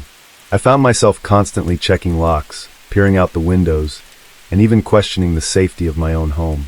Every creak of the floorboards or rustle of the curtains seemed to amplify my anxiety. In the days that followed, the feeling of being watched became inescapable. I tried to distract myself with everyday activities, but the sense of intrusion lingered in the back of my mind. I began to avoid the attic altogether, and the albums were packed away in a box that I kept hidden in the corner of my closet. The photographs that had once brought me comfort now served as a constant reminder of the invasion of my personal space. One evening, as I was sitting in the living room, I received an anonymous letter slipped under my door. The handwriting was unfamiliar, and the message was brief but chilling. It read, "You can't escape your past." The note was unsigned, and there were no clues as to who might have sent it. The vague thread only intensified my feelings of paranoia and fear. I considered reaching out to a private investigator, hoping that they might uncover some clues or provide a different perspective on the situation. However, the fear of further intrusion and the potential for escalating the situation held me back. I was caught in a cycle of anxiety, unable to find peace or resolution. As the weeks passed, the feeling of being watched began to ebb, though the memory of the intrusion remained. I still had the albums packed away, their unsettling change as a constant reminder of the violation. Despite the passage of time, the images of strangers continued to haunt my thoughts, and the feeling of paranoia lingered in my daily life. In the end, the intrusion into my personal history had left an indelible mark on my psyche. The photo albums, once a source of comfort, had become symbols of an unsettling and unexplained violation. The faces of strangers, the anonymous note, and the pervasive feeling of being watched were reminders that even the most personal and cherished aspects of life could be disrupted by forces beyond our control. Story 32. For weeks, my life was disrupted by an erratic, malfunctioning security alarm system. It began with occasional false alarms, waking me in the dead of night with a blaring siren and flashing lights. Each time, I would stumble out of bed, groggy and disoriented, only to find that nothing was amiss. The house was always silent, the doors and windows secure, and the alarm system's status indicator showed everything was normal. Initially, I chalked it up to a minor glitch. I checked the system's manual and ran diagnostic tests, but everything seemed to be functioning correctly. I contacted the alarm company's customer service, but their troubleshooting steps didn't resolve the issue. They assured me they would send a technician to inspect the system, but the appointments were always weeks out. Meanwhile, the false alarms persisted, growing more frequent and more disruptive. The alarms typically went off at odd hours, -2 a.m., 4 a.m., sometimes even in the middle of the day. The unpredictability made it difficult to adjust, and I found myself in a constant state of agitation. The sound of the alarm, piercing through the stillness of the night, left me with a lingering sense of dread, even after it had been silenced. Each time, I would double-check the locks and windows, feeling as though my home was no longer a sanctuary. One particularly unsettling night, the alarm blared at 3 a.m., its shrill sound tearing me from a restless sleep. I fumbled for my phone to turn off the alarm, cursing the system under my breath. As I reached the control panel, the noise abruptly stopped, and I felt an eerie silence settle over the house. My heart raced as I grabbed a flashlight and cautiously made my way through the darkened rooms. The beam of the flashlight swept across the empty room's living room, kitchen, bedrooms, finding nothing out of place. I checked every door and window, running my hands along the locks to ensure they were secure. The house was silent, except for the faint hum of the refrigerator. It was as if the alarm had been a figment of my imagination. I returned to the control panel, noting that the system showed no errors. The logs indicated a breach, but there were no details on what triggered it. The technician's visit was still days away, and the continued malfunctioning of the system was driving me to the brink of exhaustion. The constant disruptions began to take a toll on my mental state. I couldn't concentrate at work, and I was increasingly irritable at home. The sense of paranoia was palpable, as though the false alarms were a cruel reminder of some unseen threat. The following week, the situation worsened. The alarms went off multiple times a day, often at unpredictable intervals. I began to fear the sound of the alarm itself. A noise that had once been a symbol of security now became an ominous signal of impending chaos. I tried to keep a journal of the incidents, noting the times and any unusual occurrences around them, hoping to find a pattern or clue that might explain the malfunctions. One night, as I sat at the kitchen table, trying to catch up on paperwork, the alarm went off again. This time it was different. Instead of the usual blaring siren, the alarm emitted a low, pulsating tone that seemed to resonate with a menacing undertone. I rushed to the control panel, my hands trembling as I entered the disarm code. The tone stopped abruptly, and a chilling silence followed. I investigated the house, feeling a growing sense of unease. As I moved through each room, I noticed something peculiar, small, almost imperceptible changes. A picture frame slightly askew, a cushion on the couch shifted. They seemed insignificant on their own, but together they painted a disturbing picture of intrusion. I checked every corner, every closet, but found nothing out of the ordinary. The next morning I contacted the alarm company again, expressing my frustration and urgency. They promised to escalate the issue and scheduled an earlier appointment with a technician. When the technician arrived, he spent several hours inspecting the system, replacing components and reconfiguring settings. Despite his assurances that everything was now in order, the false alarms continued, albeit less frequently. The persistent malfunctions left me feeling more vulnerable than ever. The paranoia that had been creeping in now fully consumed me. I started to question whether the problems with the alarm system were a mere coincidence, or if there was something more sinister at play. The idea that someone might be tampering with the system, or worse, using it to mess with my mind, took root in my thoughts. I began taking extra precautions, checking the locks on doors and windows more frequently, installing additional security measures such as motion detectors and outdoor cameras. Despite these efforts, I couldn't shake the feeling of being watched. The constant disruptions had turned my home into a place of anxiety rather than comfort. One evening, as I sat in my living room, trying to relax with a book, the alarm went off again. The familiar, disorienting noise filled the house, and my heart sank. I went through the same routine, turning off the alarm, checking the rooms, ensuring everything was secure. But this time, as I walked through the living room, I noticed a new detail, a faint, fresh smudge of mud on the floor near the door. The discovery sent a chill down my spine. The smudge was small, but it was enough to confirm that something or someone had been in my home. My paranoia reached new heights. The sense of intrusion was no longer confined to the realm of the abstract. It was tangible, evident in the small, unsettling detail. In the end, despite all my efforts, the exact cause of the alarm malfunctions remained a mystery. The feeling of being constantly on edge persisted, leaving me a pervasive sense of unease. My home, once a place of refuge, had become a source of fear and anxiety. The relentless disruptions of the security alarm system had shattered my sense of security, leaving me to grapple with the unsettling reality of my own vulnerability. Story 33. It started on a quiet Monday evening. I had just finished dinner and was unwinding on the couch, scrolling through social media when I noticed something strange. My phone's GPS app, which I had set to track my daily routes for convenience, began displaying a location that didn't match where I was sitting. At first I thought it was a glitch, maybe just a temporary issue with the app. I checked the map again, and to my bewilderment, it showed my location moving in real time, as if I were traveling to places I had never been. I tried to brush it off as a mere technical hiccup. I closed the app and reopened it, but the problem persisted. The GPS continued to show me moving along unfamiliar routes through neighborhoods I didn't recognize and past landmarks I had never seen.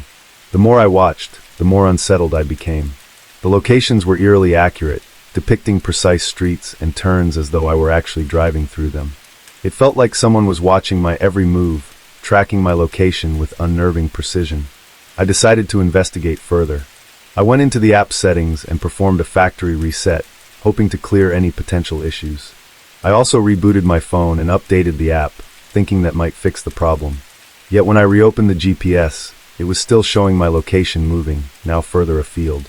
It was as though my phone was in two places at once, my real-world location, and some phantom journey taking place simultaneously. My anxiety began to escalate. The idea that someone might be tracking me through my GPS was disconcerting. I considered the possibility of a hacked app or a malicious software issue. I ran a virus scan on my phone and checked for any suspicious apps or software, but everything appeared normal. No unusual applications were installed, and my antivirus software found nothing amiss. Yet the GPS issue persisted. The following day, I reached out to the phone's customer support and explained the situation. The representative on the other end of the line was sympathetic, but seemed baffled by the problem. They suggested a series of troubleshooting steps, reinstalling the GPS app, clearing the app cache, and even performing a hard reset of the phone. I followed their instructions, but nothing seemed to resolve the issue. The GPS continued to track me through phantom locations, moving through places I had never been. My sense of privacy and safety was deeply affected. I began to question whether my phone was compromised in some way, or if someone had managed to gain unauthorized access to my location data. I started to feel paranoid, constantly checking my phone to see if the erratic GPS tracking had stopped. The sense of being watched or followed was unnerving, and I couldn't shake the feeling that I was being surveilled. To add to my growing anxiety, I began receiving strange notifications on my phone, unsolicited messages and alerts from unfamiliar sources. They appeared to be automated and vaguely threatening, with cryptic messages that hinted at knowledge of my daily routines and personal details. I reported these messages to my phone carrier and the authorities, but they were unable to trace the source or offer any concrete solutions. Desperate for answers, I sought advice from a cybersecurity expert. They conducted a thorough examination of my phone, looking for any signs of tampering or security breaches. The expert assured me that my device was secure and that there were no indications of hacking or malware. However, the GPS issue remained unresolved. The expert suggested that the problem could be due to a rare bug or an underlying issue with the app itself. The days dragged on, each one filled with a growing sense of unease. The phantom GPS tracking continued, showing me traveling to places I had never been, always with the same eerie accuracy. It felt as if someone was playing a cruel game, manipulating my sense of security and privacy. I began to avoid using my phone's GPS entirely, relying on traditional maps and landmarks to navigate. As weeks passed, the GPS issue began to wane, gradually returning to normal. The phantom tracking stopped, and the app once again displayed accurate information about my real-world location. It was as though the problem had simply vanished, leaving me with more questions than answers. Even though the GPS issue was resolved, the experience left a lasting impact. I remained wary of potential privacy breaches and remained cautious about my phone's security. I became more vigilant about monitoring my digital footprint and took additional steps to safeguard my personal information. The phantom GPS had been a reminder of how vulnerable our digital lives can be and how crucial it is to stay vigilant in the face of technological uncertainties. Despite the resolution of the issue, I never fully recovered from the anxiety it caused. The sense of being watched and tracked lingered, casting a shadow over my sense of security. It was a chilling reminder of the fine line between the convenience of modern technology and the potential threats it can pose to our privacy. Story 34. It was a typical Thursday evening when I returned home from work, expecting nothing out of the ordinary. I had spent the day immersed in meetings and paperwork, and the thought of relaxing in my own space was a welcome relief. My home office, a cozy nook with warm lighting and a comfortable chair, was my sanctuary, a place where I could retreat and focus on my tasks without interruption. The office desk, a sturdy wooden piece with a polished finish, was my pride and joy. It housed all my important documents, office supplies, and personal mementos. For added security, I had installed a small lock on one of the desk drawers, where I kept sensitive documents and private notes. I trusted that this measure would safeguard my belongings from prying eyes, though in reality the risk seemed minimal. As I entered the office that evening, something felt off. The drawer that I had meticulously locked was slightly ajar. My heart skipped a beat. I approached the desk with trepidation, my mind racing with thoughts of possible intrusions. I pulled open the drawer fully, my anxiety growing as I took in the scene before me. Everything inside the drawer had been moved. My neatly organized folders were scattered haphazardly, and my personal notes, which I had carefully stacked, were now strewn about. Despite the disarray, nothing appeared to be missing. My sensitive documents were still there, untouched, but the sight of my private space being invaded made me feel a profound sense of violation. I immediately checked the rest of the office and the house for any signs of forced entry. I examined the window locks, door hinges, and the security system. Everything seemed intact, with no indications of tampering or break-ins. The lock on the drawer itself appeared to be functioning properly. It was as though someone had managed to access the drawer without leaving a trace. The unsettling feeling of being watched lingered as I struggled to make sense of the situation. My first instinct was to change the lock on the drawer. I quickly found a new lock and replaced the old one, hoping it would provide some measure of reassurance. I also began to keep a closer eye on my belongings, frequently checking the drawer and the surrounding area for any further signs of tampering. The following days were marked by a heightened sense of paranoia. I began to meticulously document the state of my office, taking note of the arrangement of items and ensuring everything was in its place. I also invested in a small camera system to monitor the room, hoping it might provide some insight into the strange occurrences. Despite these precautions, the sense of intrusion persisted. Every time I entered my office, I couldn't shake the feeling that someone had been there, rifling through my things. I became increasingly cautious, avoiding leaving the office unattended and double-checking the locks whenever I left the house. One evening, while reviewing footage from the newly installed cameras, I noticed something that sent a shiver down my spine. There was a brief moment on the video where the camera's view shifted slightly, as if someone had tampered with it. The footage then showed a shadowy figure entering the room, but the figure remained obscured and indistinct. The figure seemed to approach the desk, but the camera's view was distorted and unclear. The sight of the shadowy figure was both eerie and perplexing. I replayed the footage several times, but the image remained too vague to identify any details. I showed the footage to a friend, who suggested that the figure might be a result of interference or a glitch, but the feeling that someone was invading my private space persisted. Determined to get to the bottom of the mystery, I decided to consult a professional. I contacted a security expert who specialized in home intrusions and surveillance. The expert conducted a thorough inspection of my office, checking the cameras, the locks, and the security system for any vulnerabilities. They found no evidence of external tampering or unauthorized access. The expert's assessment provided some relief, but did little to assuage my growing sense of unease. The feeling of being violated remained, and the knowledge that someone had accessed my private space without leaving any trace continued to haunt me. I felt a profound loss of control and privacy, as if my home had become a stage for an unsettling drama I could neither understand nor escape. In an attempt to regain a sense of normalcy, I focused on creating a new routine.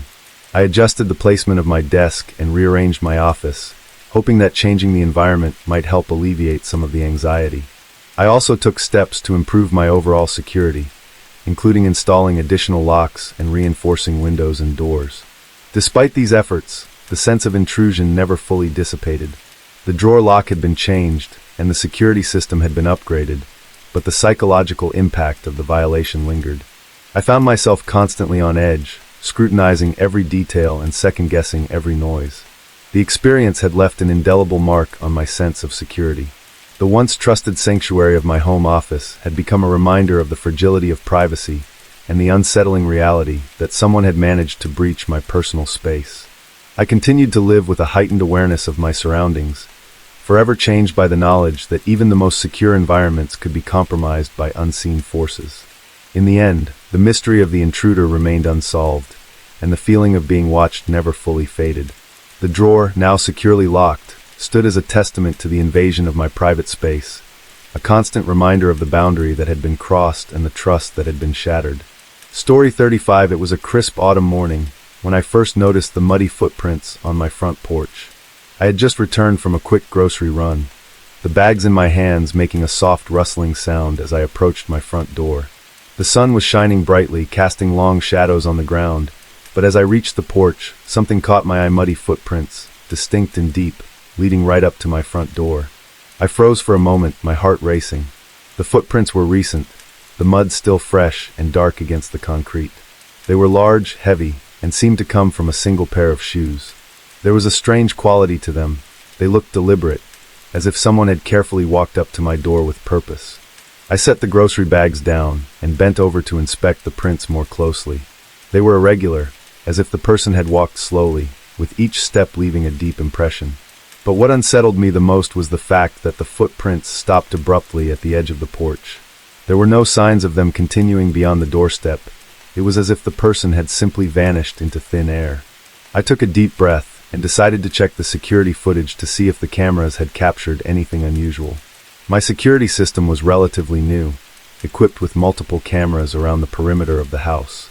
I went inside and accessed the footage on my laptop, hoping to find an explanation for the mysterious footprints. The footage was time-stamped and organized by camera angles. I started with the camera facing the front yard, which gave a clear view of the porch and the path leading up to it. I scrolled through the video, watching carefully for any unusual activity. As I reviewed the footage from the past few hours, I saw nothing out of the ordinary.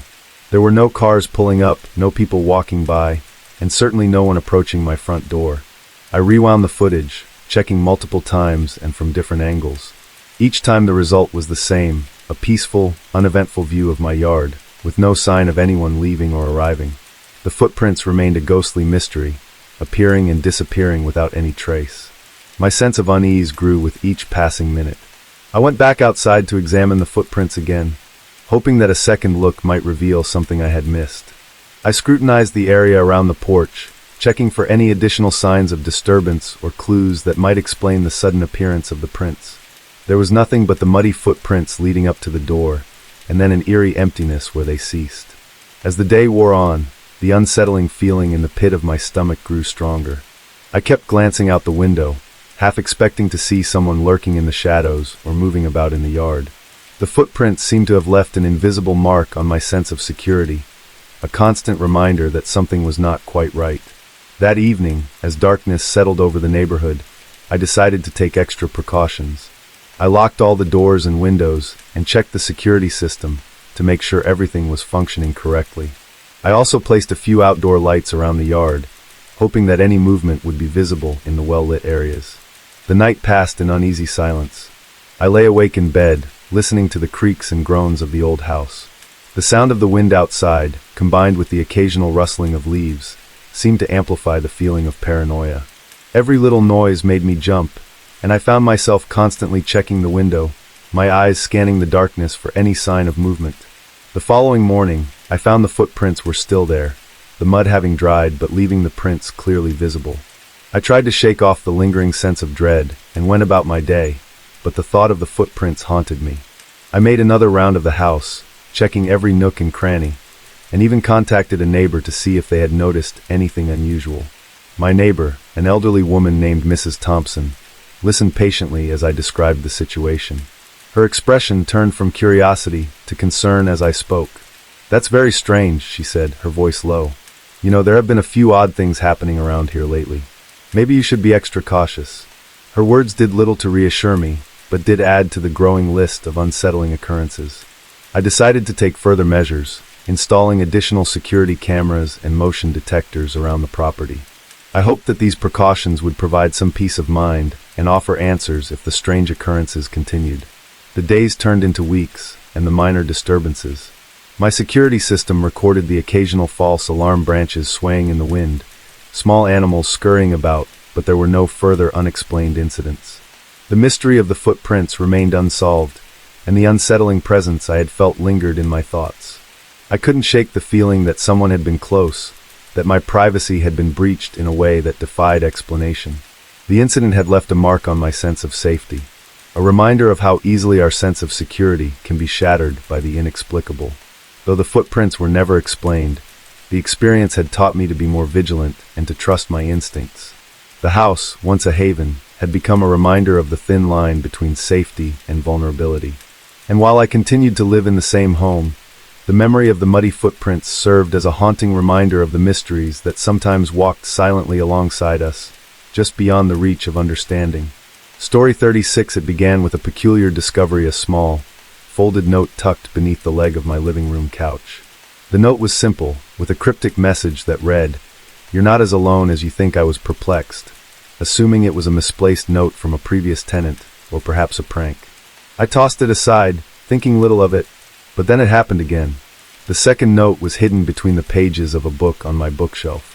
Its message was more disturbing. "I see you every day" was unsigned, and the handwriting was unfamiliar. The discovery left me uneasy, but I tried to brush it off as a coincidence. The old apartment building was known for its eccentric past, so I figured it might be related to that. As days went by, the notes became a regular occurrence. They would appear in the most unexpected places, underneath kitchen cabinets, inside my mail, and even slipped between the pages of my daily planner.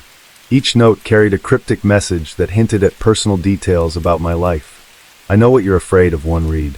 "You can't hide from me," said another. The sense of invasion was profound.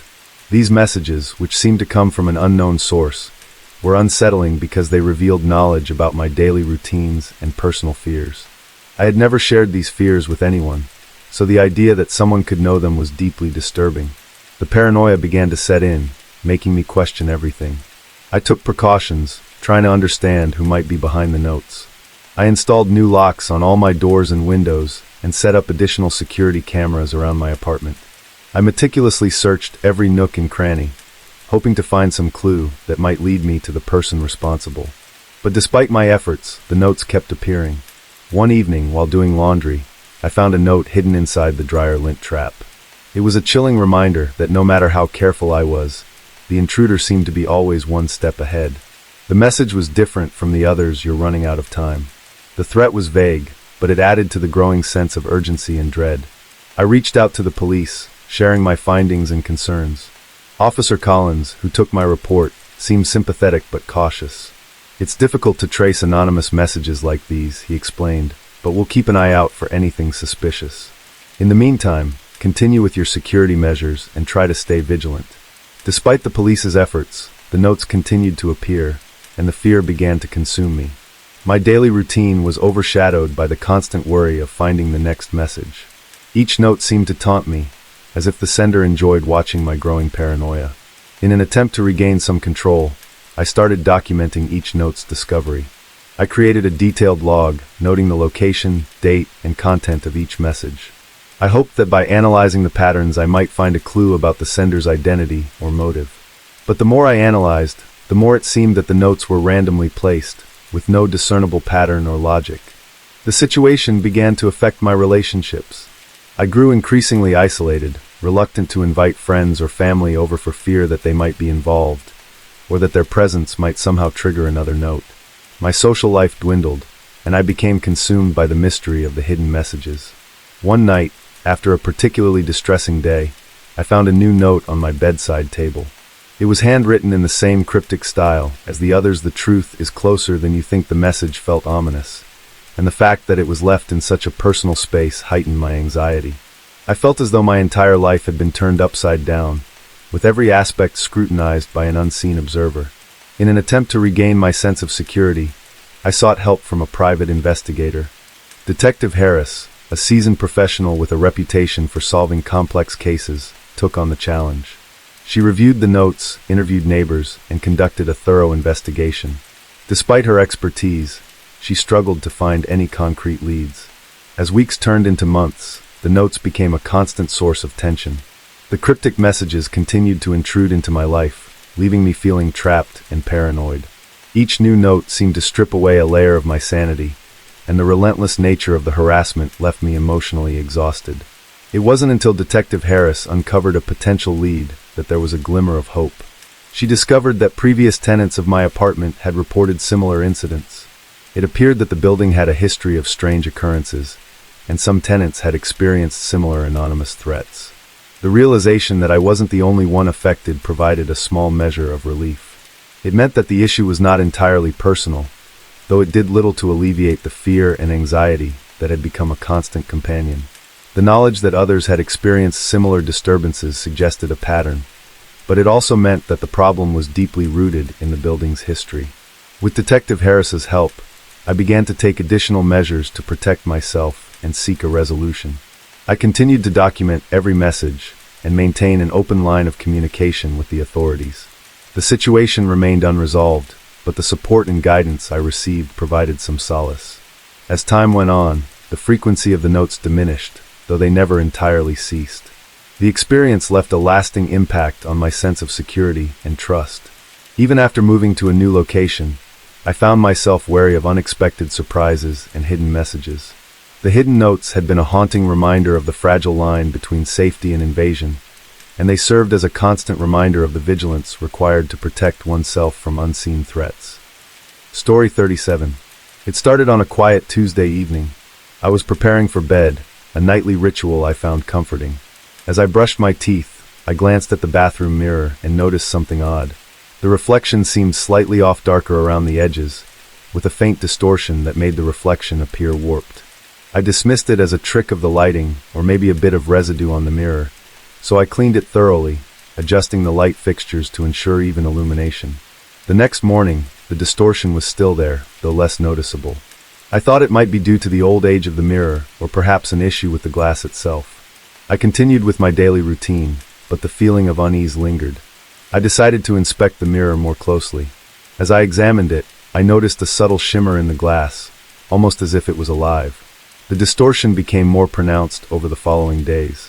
It wasn't just the warping, it was as if the mirror was playing tricks on me. Sometimes, while brushing my teeth or washing my face, I would catch glimpses of people standing behind me in the reflection. They were indistinct, shadowy figures that vanished the moment I turned around. My heart would race, and a cold shiver would run down my spine, but whenever I looked behind me, there was no one there. I began to feel like I was losing my grip on reality. The more I tried to ignore it, the more intense the experience became.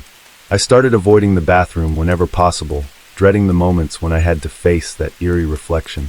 The mirror became a source of constant anxiety, and the feeling of being watched grew stronger. One night I was in the bathroom, trying to calm my racing thoughts. I was washing my hands when I caught sight of a figure standing behind me in the mirror. It was a tall, shadowy silhouette, and though I couldn't make out any distinct features, I could feel its presence intensely. I spun around, but the room was empty. My heart pounded as I turned back to the mirror, only to find the reflection normal, with no sign of the figure. Desperate for answers, I tried adjusting the lighting again. I replaced the bulbs with brighter ones and repositioned the fixtures, hoping that better illumination would solve the problem, but the distortions persisted. The mirror seemed to warp and bend light in strange ways, creating unsettling patterns and shapes that defied explanation. I decided to seek professional help. I contacted a local glass specialist who came to examine the mirror. He inspected it thoroughly but found no flaws or defects. He suggested that the issue might be related to the positioning of the mirror or the structure of the bathroom itself, but he couldn't offer any definitive answers. His professional opinion was that the mirror was fine, but he couldn't explain the distortions or the unsettling reflections. Feeling frustrated and confused, I turned to online forums and communities for advice. I described the strange occurrences and asked if anyone had experienced similar issues. To my surprise, I received several responses from people who had encountered similar phenomena. Some suggested that the mirror might be a portal or that it could be harboring some residual energy. Others recommended performing a cleansing ritual to rid the space of any negative influences. Skeptical but desperate, I decided to try some of the suggested rituals. I gathered sage and other cleansing herbs and performed a ritual in the bathroom, hoping to clear away any lingering energy that might be causing the disturbances. I also placed protective charms around the mirror, hoping that they would offer some measure of security and peace. Despite my efforts, the reflections continued to plague me. I felt a growing sense of dread every time I entered the bathroom, and the distorted images seemed to become more frequent. It was as if the mirror had taken on a life of its own, showing me glimpses of a world I couldn't understand or escape. One particularly unsettling night, I was alone in the apartment when I decided to confront the mirror once and for all. I stood in front of it, staring at my reflection and trying to steady my nerves. I challenged whatever presence was behind the distortions, demanding that it reveal itself. As I did, the reflection in the mirror shifted and changed, showing fleeting images of figures and scenes that I couldn't comprehend.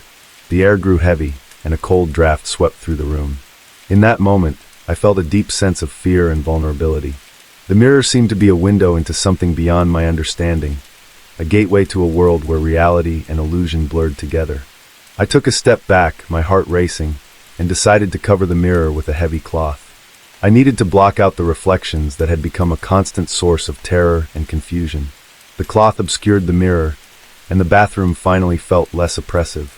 I avoided looking at it, trying to focus on other aspects of my life. The distortions and shadowy figures were no longer visible, but the memory of those unsettling experiences remained.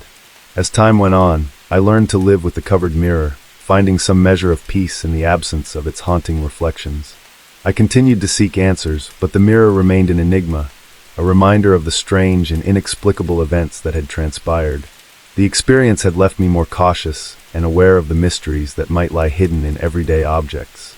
Though I never found a definitive explanation for the mirror's distortions, I learned to trust my instincts and remain vigilant in the face of the unknown. The mirror, once a source of fear and uncertainty, became a symbol of the strange and often unsettling nature of reality, a reminder that some things are beyond our understanding and control. Story 38. It began on a dreary Wednesday evening. I was alone in my house, curled up with a book and a cup of tea, when I first heard a faint, almost imperceptible voice calling my name. At first, I thought it was a figment of my imagination, a trick of the mind after a long day.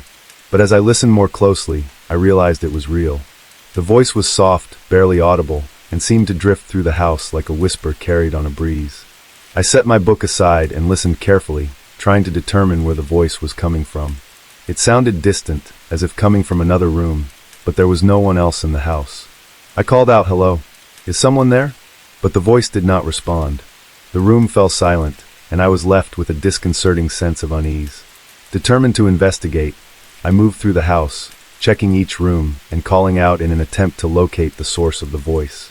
As I moved from room to room, the voice seemed to follow me, growing louder and more insistent with each step. Yet, whenever I reached the room where I thought the voice was coming from, it would fade away, leaving me in eerie silence. I tried to reason with myself, thinking it might be a sound from outside a neighbor's voice, perhaps, or something carried in on the wind. But the voice sounded too close, too specific. It was as if someone was calling for me, deliberately and with a purpose. The voice continued its haunting pattern over the following days. Each night, as soon as I was alone in the house, it would begin again, soft, distant, and persistent. The sound was always the same, a gentle whisper calling my name, just barely audible. I would get up, search the house, and find nothing, only to return to my room feeling increasingly unsettled. I decided to install a few cameras around the house, hoping that capturing footage might provide some clue. I placed them strategically in the rooms where I'd heard the voice most often. When I reviewed the footage, I saw nothing out of the ordinary. There were no figures, no movement, just the stillness of my empty home. The voice grew more pronounced over time, almost as if it was trying to convey a sense of urgency. It would call my name in the middle of the night, disrupting my sleep and leaving me in a state of constant anxiety. I would wake up, heart racing, and find myself tiptoeing through the darkened house, trying to locate the source of the disembodied voice. I tried to keep my fear in check, reasoning that there must be a rational explanation. Perhaps the voice was a product of stress or exhaustion, a psychological trick played by my overactive mind, but the voice felt so real, so persistent, that it was impossible to dismiss. One night, as I lay in bed, the voice seemed to become more insistent than ever. It called my name repeatedly, growing louder and more desperate. I decided to follow it, determined to confront whatever was causing the disturbance. The voice led me through the house, from room to room, until it seemed to be coming from the basement. I hesitated at the basement door, my heart pounding. The basement was rarely used, and had always felt a bit eerie to me. I took a deep breath and opened the door, descending the stairs into the dimly lit space. The voice was almost deafening now, echoing off the walls, but I couldn't see anyone or anything. I reached the bottom of the stairs and scanned the basement with a flashlight. The voice grew louder, but still there was no sign of anyone. The basement was filled with old furniture, boxes and cobwebs, nothing out of the ordinary. I felt a chill run down my spine as I explored the basement, the voice echoing eerily in the confined space. After what felt like an eternity, the voice suddenly stopped. The silence that followed was deafening. I stood there in the darkness, my breath visible in the cold air, feeling a profound sense of isolation. The voice had vanished as suddenly as it had appeared, leaving me alone in the basement with only my racing thoughts. I retreated upstairs, feeling shaken and unnerved. The voice had stopped for the moment, but this sense of dread lingered. I tried to rationalize the experience, but the fear remained. The voice had seemed so real, so urgent, that it was impossible to ignore. Over the next few weeks, the voice became less frequent, though it never completely disappeared. I continued to hear it on occasion, but the intensity and urgency had diminished. The experience left me with a lingering sense of unease, a feeling that something was not quite right in my home. Despite my best efforts to dismiss the voice as a trick of the mind or a product of stress, I couldn't shake the feeling that there was something more to it. The voice had been persistent, elusive and inexplicable, leaving me with a deep sense of vulnerability and fear. I began to take extra precautions, ensuring that the house was secure and that no one could enter without my knowledge. I also sought advice from a therapist, hoping that talking about the experience might help me make sense of it. The voice never fully disappeared, but its calls became less frequent over time. I learned to live with the lingering unease, a reminder of the inexplicable and unsettling experience that had intruded into my life. The voice became a part of my history, a haunting memory of something that was never fully understood or explained. And though the calls have lessened, the feeling of being watched, of something lingering just out of sight, remains with me. The voice serves as a reminder that some mysteries are never fully solved, and that sometimes the inexplicable can intrude into our lives in ways we can't always comprehend or control. Story 39. It began on an ordinary Monday morning. I had just returned from my morning jog, and as I walked through the door of my apartment, I noticed something odd. My car key, which I usually kept in a small bowl on the entryway table, was nowhere to be found. I searched the apartment high and low, checking every nook and cranny, but the key was missing. Eventually, I resigned myself to the possibility that I had misplaced it and drove to work using a spare key. Later that evening, after a long day, I returned home to find my car key sitting neatly on the kitchen counter. Relieved, I picked it up, wondering if it had just been misplaced earlier. I made a mental note to be more careful with my belongings, thinking perhaps I had simply forgotten where I put it. But the next day, the situation took a bizarre turn. I came home to find the key once again missing. I searched the apartment thoroughly under the couch cushions, in the bathroom, even in the laundry basket, but it was nowhere to be found. After a frantic half-hour of searching, I gave up and used the spare key again. To my astonishment, the very next day, I found the missing key in the fridge. It was sitting on a shelf beside the milk, as if someone had casually placed it there. I laughed it off as a peculiar joke, perhaps something my roommates were playing on me. But when I asked them, they looked just as puzzled as I was. None of them had touched the key or moved it. As the days went by, the car key began to appear in increasingly strange locations. One evening, I found it tucked under the couch, hidden away at a corner. Another time, it was lying in my bed, tucked under the pillow. I even discovered it once in the wedge between cans of soup. Each time, the key seemed to show up in the most unexpected places, defying any logical explanation. The bizarre occurrences began to take a toll on my peace of mind. I couldn't shake the feeling that someone was playing a cruel game with me, deliberately moving my key around to unsettle me. I grew anxious and frustrated, constantly on edge as I tried to track down the elusive key. I began to double-check every location, fearing that if I didn't find it in time, I would be stuck without a way to get to my car. I installed a small camera in the living room, hoping to catch whoever or whatever was responsible for the mysterious relocations. The footage revealed nothing unusual. The key would simply disappear and reappear without any sign of movement or intrusion. It was as if the key was vanishing and reappearing on its own. The situation reached a point where I began to question my sanity. I became increasingly paranoid, checking and rechecking my apartment for hidden cameras or recording devices. I even consulted a psychologist who assured me that the stress of daily life could sometimes lead to unusual perceptions. He suggested that I might be experiencing anxiety-induced delusions. Despite his reassurances, I couldn't shake the feeling that something was amiss. I decided to take a step back and reevaluate the situation. I took a short vacation, hoping that a change of scenery would help me clear my head and reduce the anxiety that had been consuming me. I left my apartment with the key securely in my possession, locked up, and went away for a week.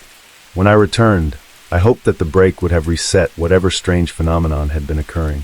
But as soon as I walked in the door, I noticed the same unsettling pattern. The key was missing again. I searched the apartment once more, feeling the weight of frustration and fear pressed down on me. Finally, I found it hidden in a drawer. I rarely used a location so obscure that I couldn't fathom how it had ended up there. Determined to get to the bottom of it, I decided to involve the local authorities. I filed a report explaining the bizarre occurrences and my growing concern. The police were skeptical but agreed to conduct a brief investigation. They checked the apartment for signs of forced entry or tampering, but found nothing unusual. They even interviewed my neighbors to see if anyone had witnessed anything out of the ordinary. A week later, a detective arrived at my apartment holding a small envelope. Inside was a note with no return address. It read, "I'm sorry for the confusion. It was just a prank. I thought it would be funny." The detective informed me that the note had been found at a local post office, and it appeared to be a prank from someone who knew me or was familiar with my routine. The revelation was a mix of relief and anger. The prank had gone too far, affecting my peace of mind and causing unnecessary stress. I learned that the perpetrator had been a former acquaintance who had apparently enjoyed watching my reaction to the bizarre game. With the mystery resolved, I took steps to safeguard my home and restore my sense of security. I changed my locks, installed additional security measures, and took a break from my routine to recover from the ordeal. The key continued to find its place in the small bowl on the entryway table, a symbol of the strange and unsettling experience that had tested my sanity. In the end, I gained a deeper appreciation for the simple, predictable aspects of life and the importance of maintaining a sense of security. Though the prank was unsettling, it served as a reminder of the fragility of our comfort and the resilience needed to reclaim it.